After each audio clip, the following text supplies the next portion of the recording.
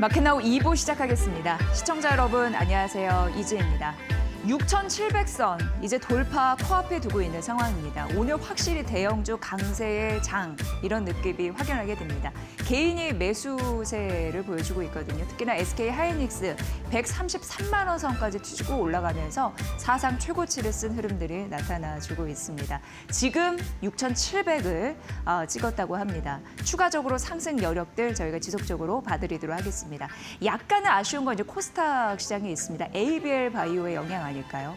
파트너사의 임상 불안감 때문에 제약바이오 전반적으로 코스닥 시장에서 위축이 되면서 이 코스피 6,700 돌파했는데 완연하게 오늘은 좀 차별화된 그런 흐름들이 나타납니다. 오늘 전반적인 섹터는 중동 재건에 대한 힘 그런 부분 때문에 아무래도 실적에 연관이 되겠죠. 건설 섹터 괜찮고요. 그리고 리튬, 2차 전지 관련주로 묶여 있는데 그렇기 때문에 포스코 그룹주에 매수세가 좀 쏠리고 있는 흐름들이 확연히 오전장에 나타나고 있습니다. 브리핑 통해서 전반적인 전략 세워드리도록 하겠습니다.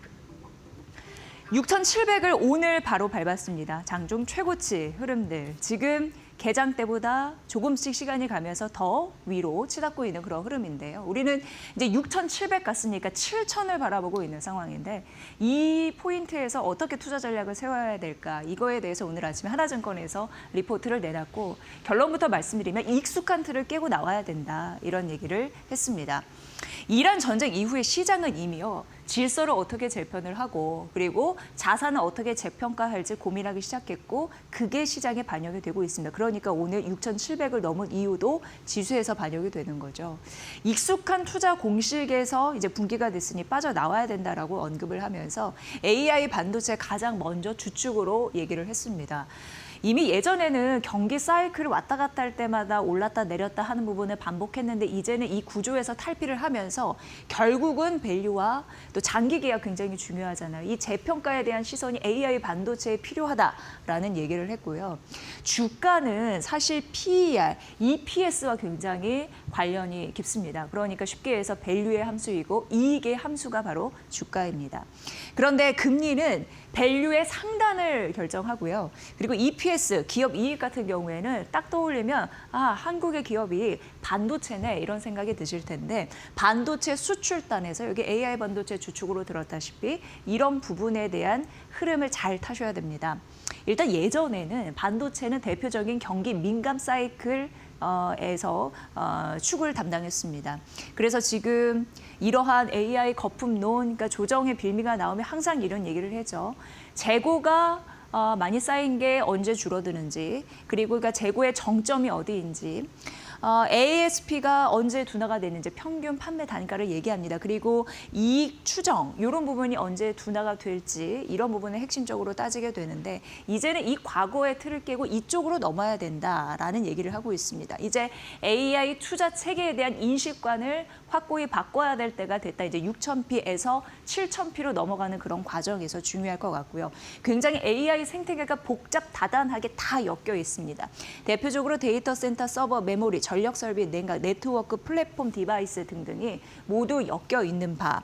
이제는 전 산업에 대한 생태계가 AI 반도체 축으로 연결되니 그런 흐름으로 새로운 시가 눈을 떠야 된다. 이런 얘기를 했습니다. 반도체 수출단에서 왜냐하면 주가는 밸류와 이익의 함수란 말씀을 드렸는데 기업 이익이 반도체가 주축이 되니 이런 쪽을 잘 보면 가격과 물량이 동시에 좋아질 수 있는지 그러니까 어떻게 보면은 굉장히 양적 성장도 그렇지만 질적, 구조적으로 변화 이런 흐름이 굉장히 중요한데요. 대표적으로 메모리 가격이 오르는 거고 그리고 고부가 가치 제품이 많이 팔리는 거, 우리로서는 많이 파는 거 이런 느낌이다라고 보시면 될 것 같습니다. 그러면서 AI 시대에 이제 서버와 네트워크 장비를 중심으로 수요가 늘 텐데 수출의 질이 달라지고 있다라는 부분에서 6,000P에서 오늘 6,700 찍었고 7,000P 가는 부분에서 전략 한번 쭉 보시면 도움이 되실 것 같습니다. 그래서 세 가지 틀로 좀 말씀드리면 일단 중기적으로 투자 재편은 안보, 에너지, 그리고 공급망 재편 이쪽에서 좀 하셔야 될 것 같고요. 반도체 같은 경우에 AI 인프라, 핵심 재편가 될 것으로 보이는데 이후에 머니코드에서 관련주들에 대해서 쭉 분석을 해드리도록 하겠습니다. 그리고 전체 자산 시장으로 봤을 때 이제 부동산 자금이 일정 부분 금융 자산으로 갈 텐데 주식 시장 장기적인 시각이 굉장히 중요해졌다라고 세 가지 포인트를 언급했습니다. 어떻게 투자하실 생각이신가요? 저희 머니코드 그리고 마켓나우 2부와 함께 지속적으로 수익 창출의 장 기회 열어보시면 좋을 것 같습니다. 자, 지금 현재 시간 10시 5분인데요. 시황 상황 듣고 나서 머니코드 이어가겠습니다. 김윤주 캐스터 받아주세요. 네, 오늘 코스피가 어제 6,600선을 넘어서며 마감한 데 이어 6,700선까지 돌파했습니다. 정말 연일 사상 최고치를 경신하면서 강한 흐름 이어가고 있는데요. 간만 미국 시장에서도 S&P 500과 나스닥이 최고치 흐름을 또 경신했기 때문에 이러한 흐름을 오늘 그대로 받아가고 있는 한국 시장입니다.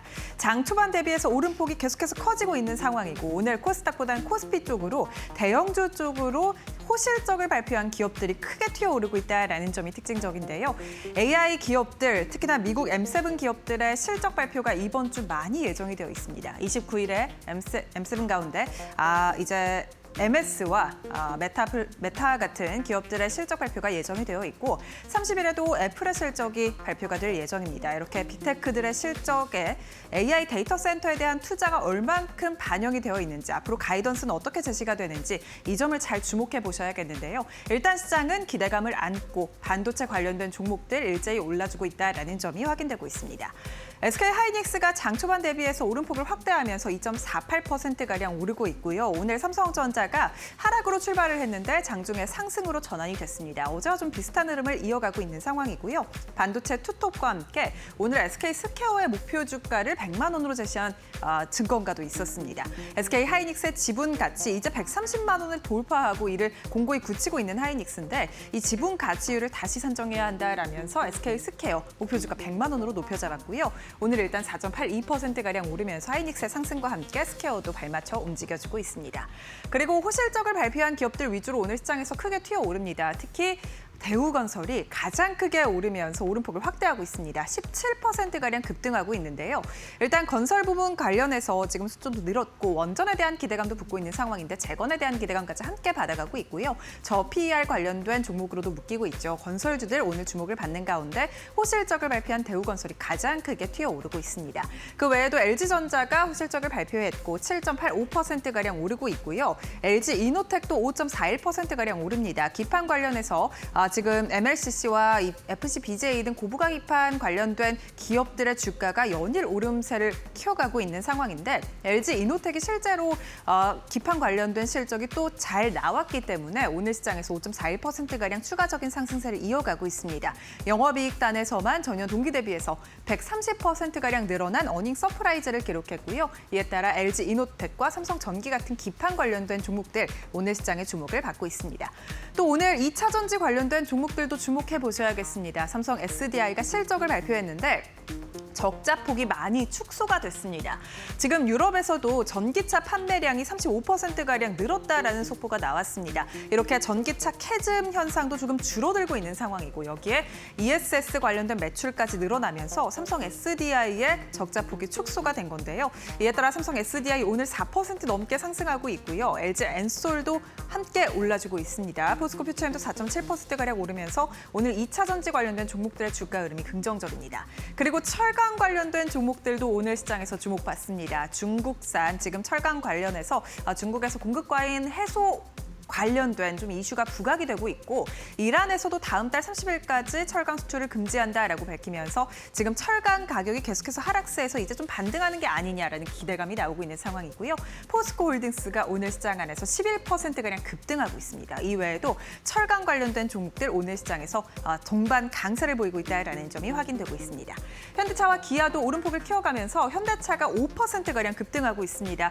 어제 로봇 관련된 종목들 정부의 국책과제 선정 기대감에 올라 올랐는데 오늘도 이러한 시세 일단은 이어가고 있는 상황이고요. 오늘은 대형주 단 안에서 현대차와 현대오토에버 같은 종목들 함께 올라주고 있다라는 점 확인되고 있습니다. 현대오토에버 8% 넘게 급등 중입니다. 그리고 효성중공업도 오늘 400만 원 선을 넘어서면서 연일 전력기기 3사가 호실적과 함께 날아오르고 있는데요. 다만 H2 현대일렉트릭은 오름폭을 좀 반납했습니다. 오늘 실적을 발표할 예정인데 일단은 0.61%가량 주가가 하락으로 전환이 됐고요. 전력기기 3사 가운데 LS일렉트릭과 효성중공업만 상승세를 이어가고 있다는 점 특징적으로 포착되고 있습니다. 코스닥 시장 분위기도 함께 살펴보시죠. 오늘 코스피는 대부분의 종목이 상승하고 있는 가운데 코스닥은 제약바이오주들이 쉬어가면서 지수 자체적으로는 조금 코스피만큼의 상승률을 가져가지 못하고 있습니다. 코스닥 장 초반에 1%가량 하락하기도 했는데 나머지 기술주들은 좀 받쳐주지만 제약바이오주들이 일제히 하락하면서 지수 자체적으로 좀 밀리고 있는 상황인데요. 특히 ABL 바이오가 22%가량 급락하고 있습니다. 지금 담도암 신약 관련해서 임상 데이터가 좀 긍정적으로 나오지 못했다라는 소식이 전해지면서 ABL 바이오의 투심이 흔들리고 있고 관련된 기업들 제약바이오 전반의 투심이 좀 부정적으로 돌아섰습니다. 이에 따라 알테오젠도 2%가량 하락하고 있고요. 삼천당제약도 3%가량 하락 중입니다. 리가켄 바이오사이언스가 장중에 5%가량 급락하기도 했는데 그래도 낙폭을 좀 회복하면서 2% 가까운 하락을 가져가고 있고요. 오늘은 미용 의료기기 땅까지 일제히 쉬어가면서 제약바이오주들의 투심이 좀 크게 흔들리고 있다라는 점이 시장에서 포착되고 있습니다. 그 외에 오늘 2차 전지 관련된 종목들의 주가가 긍정적이고요. 포스코 엠텍 7% 가까이 상승 중입니다. 리튬 관련된 종목들의 주가가 함께 움직여주고 있는 상황이고 오늘 반도체 장비주들도 전반적으로 좋습니다. PSK홀딩스가 15%가량 급등하고 있다는 점 확인되고 있고요. 리노공업 어제 최대 주주의 지분 매각 소식과 함께 급락했었는데 오늘 1%가량 반등에 성공한 점도 긍정적입니다. TCK도 3%가량 상승하면서 반도체 소부장단 안에서 전반적으로 장비 관련된 종목들의 주가가 긍정적이고요. 로봇 관련된 종목들은 좀 차익 실현 매물이 빠르게 나오고 있습니다. 로보티즈가 1%가량 하락하면서 어제 20% 급등에 따른 차익 실현 매물이 좀 나오고 있는 상황. 다만 SPG는 1.73%가량 추가적인 상승세 이어가면서 로봇 부품 안에서 주가가 차별화된 움직임을 가져갑니다. 오늘 그리고요. 엔터주들의 주가가 꽤 긍정적입니다. SM엔터테인먼트가 5%가량의 상승 이어가고 있고요. 디어유도 마찬가지로 5%대 상승세 이어가고 있습니다. JYP 엔터테인먼트와 하이브 같은 종목들도 함께 움직여주면서 그간 좀 쉬었던 엔터주들이 오늘 반등하고 있다는 점이 시장 안에서 확인되고 있는데요. 지금 지수가 어떻게 움직이고 있는지 지수 상황도 바로 열어보도록 하겠습니다. 코스피가 1.43%가량 급등하면서 지금 일중 고점 부근까지 올라왔습니다. 6,709포인트까지 상승하고 있고 지금 10시를 기점으로 계속해서 시장이 튀어오르고 있습니다. 장 초반 대비해서 오름폭이 확대되고 있는 상황이고요. 코스피 200은 무려 1,011선까지 올라왔습니다. 앞서 보신 것처럼 지금 삼성전자, 하이닉스, 현대차까지 시총 상위주들이 일제히 상승하고 있는 상황이고 호실적을 기록한 하나오션 같은 상위주들도 함께 올라주면서 오늘 실적 장세가 좀 이어지고 있는 상황인데 코스피는 올라주고 있지만 코스닥은 빠지고 있다는 점 좀 아쉽습니다. 앞서 보신 것처럼 제약바이오가 좀 흔들리면서 코스닥이 1% 가까이 하락하고 있는데요. 그래도 코스닥도 지금 20년 만에 고점 부근에서 움직이고 있는 만큼 여전히 긍정적인 흐름을 보이고 있다는 점은 말씀드리도록 하겠고요. 장 초반에 1% 넘게 하락했던 것에 비해서는 낙폭을 조금씩 회복하고 있는 상황입니다. 일단 매매 동향 함께 체크해 보도록 하겠습니다. 오늘 코스피 시장에 외국인의 순매수 들어옵니다. 기관도 함께 들어오고 있는데 외국인이 장 초반 순매도에서 순매수로 포지션 변경했습니다. 이에 따라 코스피가 6,700선을 넘어선 건데요. 외국인이 지금 순매수로 전환된 이후 매수폭을 조금씩 키워나가고 있는 상황이고 현재 시간 100억가량 순매수 들어옵니다. 마찬가지로 선물 시장도 순매수로 포지션 바꿨다라는 점 말씀드리고요. 기관은 장 초반부터 지금까지 코스피 시장을 사들이고 있습니다. 5천억 가까운 순매수 오늘도 이어집니다. 개인은 5천억가량 순매도하고 있습니다. 코스닥 매매 동향도 함께 체크해 보겠습니다. 오늘 코스닥 시장은 외국인과 기관의 쌍끌이 매도가 펼쳐집니다. 개인만의 순매수가 들어오고 있는 상황이고요. 코스피 쪽으로 조금 더 이 메이저 주체의 수급이 강하게 들어오면서 지수가 신고가 6,710포인트까지 고점을 높였다라는 점 특징적으로 확인되고 있습니다. 지금까지 시장 상황 열어봤습니다. 오늘도 기록을 세우는 SK 하이닉스 장중 133만 원 선까지 터치한 흐름들이 나타났습니다. 미래에셋증권에서 SK 하이닉스 굉장히 긍정적으로 바라봤는데 이렇게 주가도 날로 사상 최고치를 찍고 그러다 보니까 증권사에서도 가만히 있을 수밖에 없죠. 지금 목표 주가를 지속적으로 올리고 있습니다. 그래서 목표 주가 200만 원짜리가 결국 또 나왔는데요. 기존 대비해서 20% 정도 올려 잡으면서 목표 주가 200만 원 오늘 나왔다라는 점 말씀드리고요. 일단 영업이익률 같은 경우에 지속적으로 올라갈 수밖에 없는 게 1분기까지 그 물량, 출하량은 제한적일 것으로 예상이 되는데 ASP라고 해서 평균 판매 단가가 올라가기 때문에 이런 부분에서 영업이익 긍정적인 모멘텀이 있을 가능성이 있고요. 그리고 지금 굉장히 중요한 게 CPU입니다. CPU 중요하다는 거 우리는 인텔에서도 확인해 볼 수가 있는데 인텔의 AI CPU 쪽입니다. 데이터 센터 이쪽 사업부의 매출 이런 부분 보면서 우리는 CPU의 강점을 확인할 수 있었고 3월 이후에 서버용 CPU 같은 경우에도 가격이 20% 증가한 흐름들, 인상된 흐름들이 있었고 AI 워크로드 여러 가지 전환 패턴 굉장히 중요한데 많이 좀 말씀드렸던 것 같습니다. 일단 AI가 학습해서 AI 추론으로 넘어가서 AI가 우리한테 하나의 추천해 줄 수 있었다면 AI 추론에서 이제 AI 에이전틱으로 가면서 AI 스스로 생각하고 행동하고 결정하는 시대 이런 부분으로 맞물리면서 AI 에이전틱 시대에 여러 가지 핸들링할 수 있는 가장 강력한 주역은 GPU가 아니라 CPU다라는 얘기가 현재 나오고 있는 상황입니다. 그러면서 굵직한 기업들 대표적으로 엔비디아 같은 경우에도 차세대 베라 CPU를 공개를 했고요. 메타도 아마존 관련해서 CPU 수천만 개 계약을 체결했다라는 소식이 나타나고 있습니다. 결과적으로 이제 AI 에이전틱 시대는 CPU가 또다시 몸값을 한 번 더 업시켜준다 이렇게 보시면 될 것 같습니다. 지금 CPU 수요가 늘어나면 늘어날수록 D램, 특히 이제 DDR, LPDDR, 저전력 고성능 이런 반도체 D램에 대한 수요도 붙게 되는 바 긍정적인 흐름들이 있다라는 부분이고요. 다음 페이지 넘어가 보면요. SK스퀘어 굉장히 중요한 게 100조 원, 이게 시총입니다. 시총 100조 원을 넘었고 그러면서 SK스퀘어는 대신증권에서 이제 목표 주가 100만 원 넘을 차례다. 이렇게 또 하나의 허들을 제시를 했습니다. 이걸 넘게 된다면 또 한 번 기록을 세는 거죠. 일단 100조를 돌파한 흐름들, SK 하이닉스가 잘 가면서 SK스퀘어 역시 동반 잘 가는 흐름들. 왜냐하면 SK 하이닉스의 하나의 대안이 SK스퀘어로 또 묶여 있는 상황이죠. 그래서 대신증권에서는 기존 대비 32% 목표주가 상향 흐름들을 나타냈고요. 시총 100조 원 돌파했으니까 요 의미 한번 살펴보면 국내에서는 5번째 기업이고요. 1인당 임직원 한 84명 정도 있는데 1인당 봤을 때 시총 1조 2천억 원 정도 책임을 진다. 이렇게 보시면 될 것 같습니다. 쉽게 얘기해서. 지금 우리나라 약간 법 테두리상 쉽게 얘기해서 SK하이닉스를 펀드에 담는 그런 비율이 있는데 이미 초과를 했습니다. 그래서 그때 머니코드에서도 종종 언급해드렸어요. 대안은 SK스퀘어였다라는 부분 말씀드렸고 결과적으로 그런 부분이 있기 때문에 이후에 한번 찾아보시면 더 쉽게 아실 수 있고요.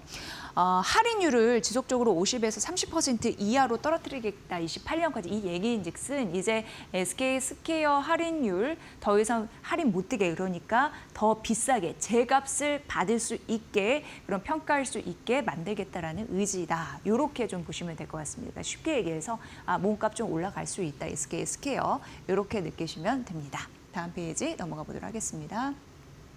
주주환원 정책 굉장히 중요합니다. 그래서 23년에 첫 주주환원 요 정책을 시작을 했거든요. 그러면서 누적 7,100억 원 정도인데 이게 이제 공식 배당 수입 정도 있고 30% 공식적으로 그리고 일정 부분 투자 성과가 이제 들어가는 거고요. 그런데 실제는 조금 더 받을 가능성이 굉장히 높습니다. 왜냐하면 배당 수입 일정 부분 들어가고 투자 성과가 50에서 60% 정도 들어가니까 이런 부분 1년으로 좀 묶여 있고요. 올해 그러니까 2026년도입니다. 주주 환원 같은 경우에 처음으로 현금 배당이 있고요. 비과세 배당 2천억 원에 자사주 1,100억 원 정도 이런 부분도 기입을 해놨는데 앞으로 SK 하이닉스 잘 가는 대로 그 하나에 대한 SK 스퀘어 역시 잘 간다. 오늘 종목 다 최고가를 찍었습니다. 그런 흐름들 100조 돌파 이후의 흐름은 어떨지 굉장히 기대가 되는 SK 스퀘어까지 만나봤습니다. LG이노텍 앞서서 머니코드 맨 첫 번째 6,000P에 어떻게 투자를 하실 건가요?에 대한 증권사의 시각을 좀 전해드렸는데 LG이노텍도 요즘에 많이 부각을 받고 있습니다. 그런데 추가적으로 더 오를 가능성이 있을까? 이러신 분들을 위해서 과거의 공식을 읽고 새로운 틀로 이제 시장을 바라봐야 된다라는 부분에서 오늘 가져오는 종목들은 그 틀 안에서 골라봤으니까 스토리텔링을 그렇게 보시면 될 것 같고요. 유진투자증권에서 목표 주가를 LG이노텍 참 많이도 올렸더라고요. 기존 대비해서 87% 올랐습니다. 목표가가 35만 3천 원이었는데 66만 원으로 올려잡았고 이 부분은 아무래도 최근 LG이노텍의 주가가 좀 오른 데 따른 그런 결정이었을 수도 있겠습니다. 일단 연간 실적 추정치를 올려잡았는데요. 긍정적인 포인트를 좀 많이 잡히더라고요. 일단 올해 글로벌 스마트폰 출하량 같은 경우에는 그렇게 좋지는 않았습니다. 그런데 LG이노텍 관련해서는 좀 방어를 할 수 있는 부분이 북미 고객사가 출하를 방어했다. 그러니까 애플 딱 떠올리잖아요. 글로벌 스마트폰 전반적으로 출하량은 한 자릿수 후반대로 좀 감소했거든요. 그런데 한 0.7% 정도밖에 안 밀렸으니까 1년 사이에 그래도 방어를 했다. 이렇게 느끼시면 될 것 같고요. 올해 영업이익 추정치를 보면은 광학 솔루션과 그리고 패키지 솔루션, LG 에너텍 의 그 사업 실적 볼 때 굉장히 중요한 부분인데 카메라 모듈이 이제 들어간 게 이제 광학 솔루션 부분이고 반도체 패키지 이런 부분 보시는 게 패키지 솔루션 이렇게 보시면 되는데 광학 솔루션은 18% 그리고 패키지 솔루션이 16% 상향 조정된 흐름이 있었거든요. 그리고 이제 카메라 모듈 보면은 평균 판매 단가가 올라가고 있는 상황입니다. 올해 5%, 내년도 추가적으로 4% 정도 예상이 된다고 합니다. 가변 조리개 이거 내년부터 좀 확인해 보셔야 될 것 같습니다. 중요한 모멘텀으로 활용이 될 것 같은데 이게 이제 광학 솔루션 쪽 이런 부분으로 영향을 줄 것으로 보이고요. 역시나 패키지 솔루션 같은 경우에도 실적 개선을 가시화시키는 굉장히 중요한 그런 사업 부분이니까 함께 보시면 될 것 같고요. 뒷페이지에 LG이노텍에 대해서 올라갈 수 있는 추가적인 성장 모멘텀 세 가지를 좀 나눠서 살펴보도록 하겠습니다. 일단 RF10 같은 경우에는 이제 쉽게 얘기해서 스마트폰 안에 통신칩을 하나로 싹 묶어주는 그런 역할을 한다. 이렇게 얘기하면 좀 쉬우실 것 같고요. 이게 CU 딱 구리 생각나잖아요. 그러니까 이게 차별화된 경쟁력, 기술력을 갖고 있는데 구리로 된 기둥을 얘기해서 전기 신호를 좀 빠르게 보낼 수 있는 유연하게 그런 기술이라고 보시면 됩니다. 그 기술력 우위에 있는 상황이고 애플 자체적으로 이런 솔루션을 채택하기 때문에 더 이런 쪽으로 비중이 좀 늘어날 수 있는 상황이고요. 좀 이쪽은 경쟁사가 이탈하고 있는데 점유율을 갖고 있기 때문에 점유율을 올리고 있기 때문에 수익을 좀 거둘 수 있다. 이렇게 판단을 했습니다. 두 번째는 FCBGA라고 해서 고성능 반도체 기판이라고 보시면 됩니다. 그런데 올해 말에 한 가동률 50% 정도 근접할 가능성이 있다라는 부분 나타나고요. 내년 대규모로 캐펙스 설비 투자를 좀 늘릴 것이다. 이런 예상이 나타나고 있는데 사실 FCBGA라고 해서 반도체 고성능 기판 같은 경우에는 작년 적자에 굉장히 시달렸습니다. 그런데 이게 바뀌어질 예상입니다. 내년 흑자 전환이 예상된다라는 부분이고요. 패키지 사업 이익 기여도 높아질 것으로 보이는데요. 작년 19%에서 내년 28%로 9%포인트 정도 증가할 가능성이 있기 때문에 이 부분 긍정적이라고 할 수 있겠습니다. 그리고 나서 이제 메모리 기판 쪽 보셔야 되는데요.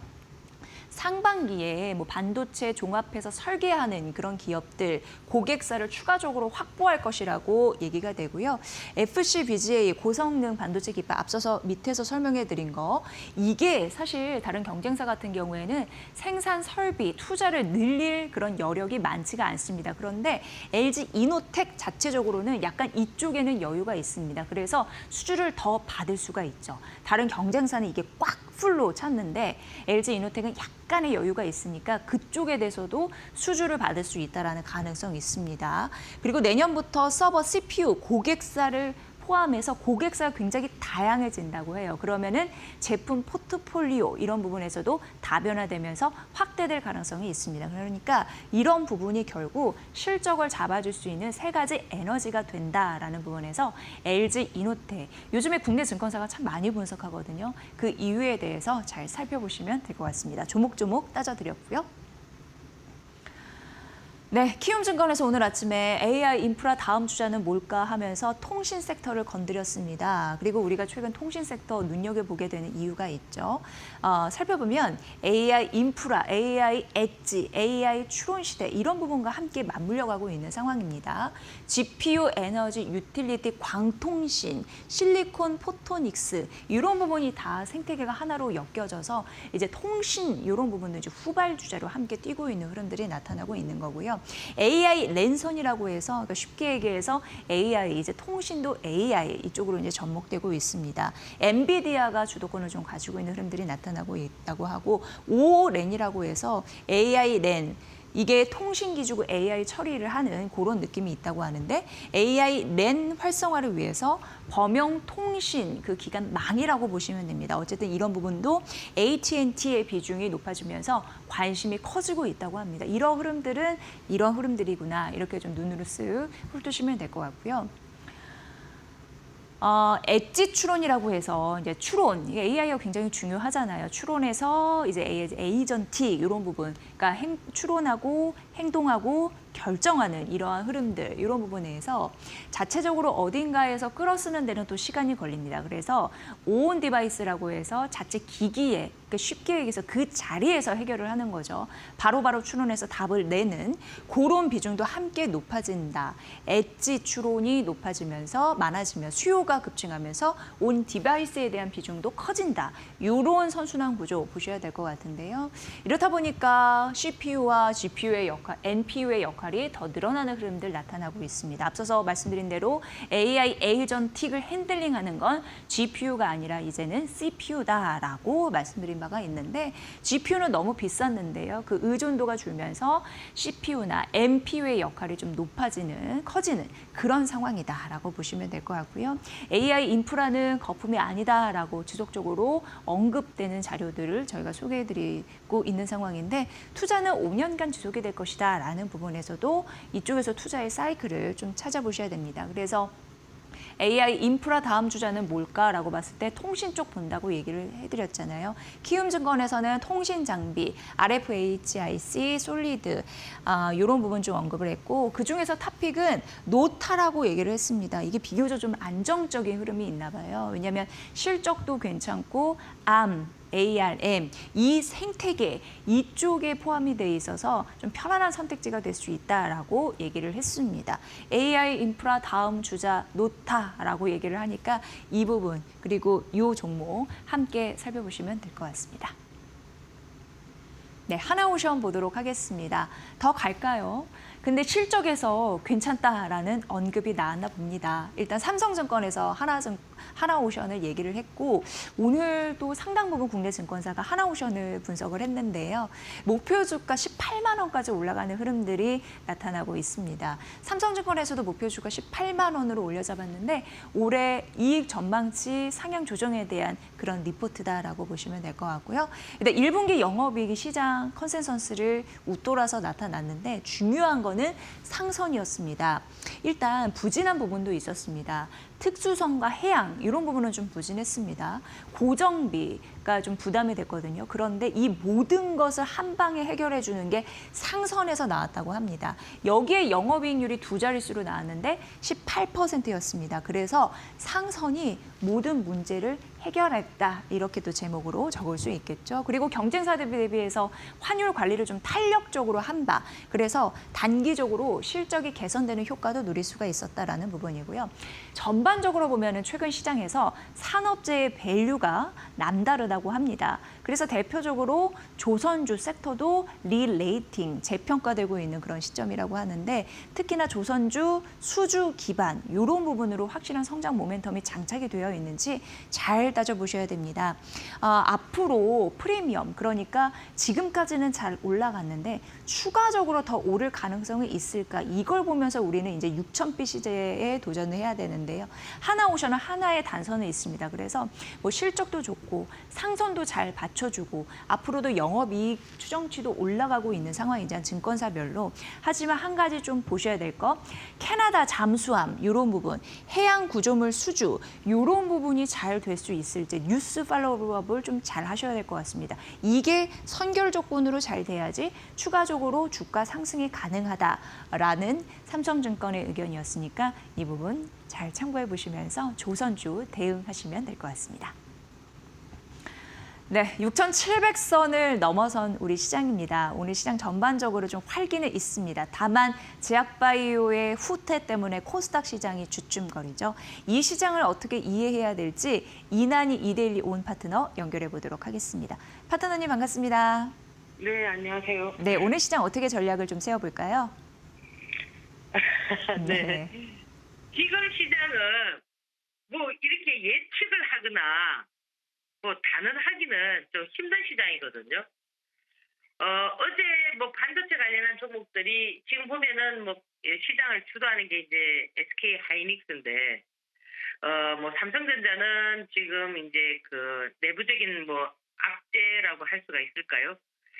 뭐 노조 파업, 그죠? 이런 부분과 맞물려 있어서 그런지 좀 약간 좀 정체돼 있는 흐름이라면은 SK 하이닉스를 필두로 해서 어제 보면은 반도체 관련한 종목들이 상당히 흐름이 좋았거든요. 근데 오늘 시장을 상승해주는 견인차 역할을 하는 종목들이 그렇게 뚜렷하게 지금 뭐 반도체다라기보다는 오늘은 좀 개별 종목들이 좀 움직이고 있는 흐름이고, 어제까지만 하더라도 보면은 반도체, 그죠? 변압전선. 지금 보면 사실 변압전선 3인방이 지금 효성중공업이라든지 LS 일렉트릭이라든지 HD 현대 일렉트릭이라든지 이런 종목들인데, 사실 이런 종목들은 개인 투자자분들께서 좀 하시기가 조금 약간 좀 버거운 그런 어떤 흐름이잖아요. 왜 그런가 하니까 이제 가격대가 아무래도 개인들이 선호하는 그런 가격대가 아니다 보니까 그런 모습들인데, 어쨌든 시장을 견인해주고 있다라는 거, 반도체와 변압전선 관련한 부분들이. 근데 오늘 지수가 상승하는데도 불구하고 그렇게 썩 시장을 주도하기보다는 오히려 지금 보면은 어제에 이어서 뭐 로봇 관련한 종목들도 좀 선별적으로 움직이는 그런 형태가 나오고 있습니다. 사실 이제 LG전자도 로봇과 관련된 얘기가 나오면서 조금 더 어제에 이어서 이 로봇 관련한 종목들도 오히려 그 삼성에서의 어떤 노조 파업이 이 로봇에 대한 어떤 그런 발빠른 그런 어떤 전략, 기업에서의 어떤 전략들을 펼칠 수 있는 그런 어떤 하나의 모멘텀이 되지 않았나 이렇게 좀 생각을 하는데요. 그래서 사실 지금 시장은 지수가 그 할 때 이렇게 연속성, 뭐 어떤 주도주를 가지고 이렇게 쏠리는 현상보다는 지그재그로 좀 움직이기 때문에 오늘은 오히려 또 지금 보면은 개별 종목들이 지금 철강주들이 좀 많이 좀 상승을 한 편이거든요. 뭐 금강철강을 비롯해서 몽배철강이라든지 뭐 이런 종목들이 상승을 하는데, 사실 이런 부분들이 이 개별 성향을 가진 종목들은 상을 친다고 해서 여러분들께서 막 이렇게 무작위로 막 따라가기보다는 저는 종목들은 조금 기술적 흐름을 봐야 된다라는 거죠. 그러니까 신고가를 쓰고 이런다 하더라도 정말 연속성 있게 한 번 더 그림을 그려줄 수 있는지, 그리고 그런 부분들을 보면서 좀 단기적으로 좀 대응을 하는 그런 거라면, 오늘은 오히려 여러분들께서 지수가 이렇게 상승하면서 상승할 때 지금 반도체 관련한 종목들, 뭐 변압전선 관련한 종목들이 약간 조정을 보고 있잖아, 그죠? 그럴 때 이렇게 조정을 보는 종목이 좀 더 추세 라인을 그리면서 추가적인 어떤 목표가가 나올 수 있는 그런 어떤 반도체 관련한 종목들을 여러분들께서 잘 선별해서 오늘같이 조정을 보는 이런 날 조금 포지션을 취하는 것도 나빠 보이지는 않습니다. 그래서 어제까지는 지금 보면은 한미반도체를 비롯해서 뭐 SK 하이닉스가 좀 시장을 주도했다면, 물론 오늘도 지금 보면은 SK 하이닉스가 나쁘진 않는데 그 뒤를 이어서 지금 LG전자가 좀 움직여주고 있는 이런 부분들이 여전히 지금 여러분들께서 관심을 가져야 되는 부분들은 반도체다. 지금 우리 시장을 이만큼 이끌고 왔던 부분이 어디냐면은 실적과 이 실적을 뒷받침해 줄 수 있는 부분이 어디였냐면 반도체에 있다는 겁니다. 그래서 반도체가 수그러들지 않는 한은 이 지수는 뭐 7,000포인트를 가든 뭐 8,000포인트를 가든 이렇게 움직일 수가 있고요. 만약에 이제 이 반도체 관련한 종목들이 약간 조정을 보거나 이렇게 됐을 때는 지수도 약간 수그러들 수 있다라는 것을 참고를 하시면서 여러분들께서 트레이딩을 하는 방법을 찾아보시기 바랍니다. 자, 오늘도 행복한 하루 되시고 항상 좋은 일만 있기를 바라겠습니다. 감사합니다. 네, 오늘 전해주신 전략 잘 참고하겠습니다. 이나님 파트너님 고맙습니다. 예, 감사합니다. 네.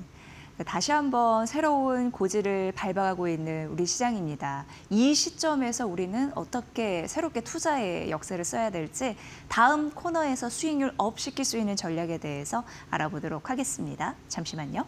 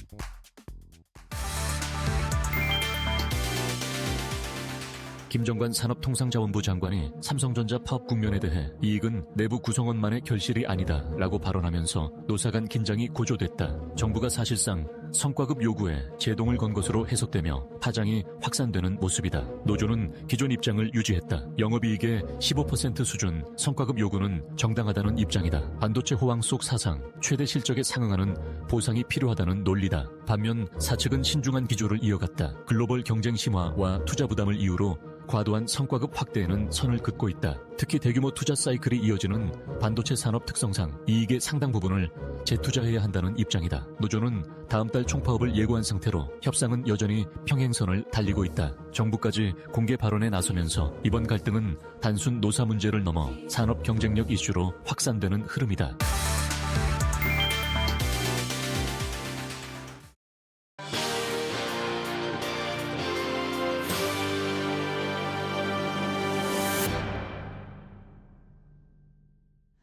네, 오늘 코스피가요 6,712포인트까지 갔습니다. 지속적으로 역사의 기록을 좀 세우고 있는 상황이거든요. 그런데 여러분의 포트 수익도 역사를 써야 되잖아요. 전반적인 전략 두루두루 좀 수익률 창출할 수 있게끔 도움드리겠습니다. 자, 오늘 이완수 그레너리 투자자문 대표 모셨습니다. 대표님 어서 오세요. 안녕하십니까. 와, 속도는 네. 뭐 이란 전쟁이 터지건 말건 네. 그땐 좀 어려웠는데 지나고 그쵸? 나다 네. 보니까 또 갈 길은 가고 있습니다. 이제 그럼요. 7천이 코앞입니다. 네, 네. 어떻게 보세요? 지금 어떻게 보면은 재평가를 하고 있는 듯합니다. 네. 예. 제가 보기에는 아마 뭐 올해 사실 저도 한 뭐 7,800 이 정도 뭐 계속 하반기까지 말씀을 드렸는데 네. 아마 전반기에 7,000은 좀 찍어야 될 것 같아요. 전반기에 더 빠르게? 네. 예, 속도. 6,300 정도가 전고점 있잖아요. 네. 거기서 7,000까지 한번 업그레이드가 이번 기회에 되지 않을까. 네, 이렇게 지금 보여지고요. 제가 이제 이런 말씀을 좀 드렸었어요. 중동 전쟁이 오히려 한국 증시에는 호재다. 네, 그렇게 지금 나온 것 같아요. 그래서 기억납니다. 네, 네. 재평가 한번 지금 딱 분위기 보면은 일단 사실 저는 다른 것보다 국내에 매크로 환경이 되게 안정적이에요. 이게 이제 가장 어떻게 보면 정부의 좀 지원을 받은 게 아닌가. 국제 유가 뭐 이제 앞으로 안정될 것 같고요. 네. 그다음에 이제 인플레이션 둔화 지금 CPI가 2.2%거든요. 이 정도면 뭐 전 세계 정부 중에서 가장 잘 관리한 데가 아닌가. 예. 그다음에 무역 수지도 뭐 257억 달러 나왔고 환율도 1,500원 밑으로 지금 안정되기 시작했고 1분기 성장률도 전분기 대비 1.7%, 전년 대비해서 3.7%. 이걸 바탕으로 사실 이 전쟁 기간 특히 3월달, 4월달 기간 동안에 국내 기업들의 실적이라든지 밸류에이션이 되게 다 상향점 됐다고 보시면 될 것 같아요. 특히 반도체라든지 그다음에 조선방산 우주항공, 그다음에 에너지 밸류체인까지 이러다 보니까 이번 1분기 실적 시즌에서 네. 국내 기업들, 주요 기업들의 실적 자체가 제가 보기엔 너무 타이트하게 나오는 거죠. 그렇다고 타이트한 게 아니라 너무 좋게 나오는 거지. 여기다가 네. 수급도 지금 저희가 한 4월 달 동안 외국인들이 계속 팔았다고 생각하시는데 4월 달 보면은 외국인들이 지금 한 5조 원 정도 코스피에서 네, 순매수를 네, 했어요. 네. 기관은 한 6조 원 정도 순매수를 했고요.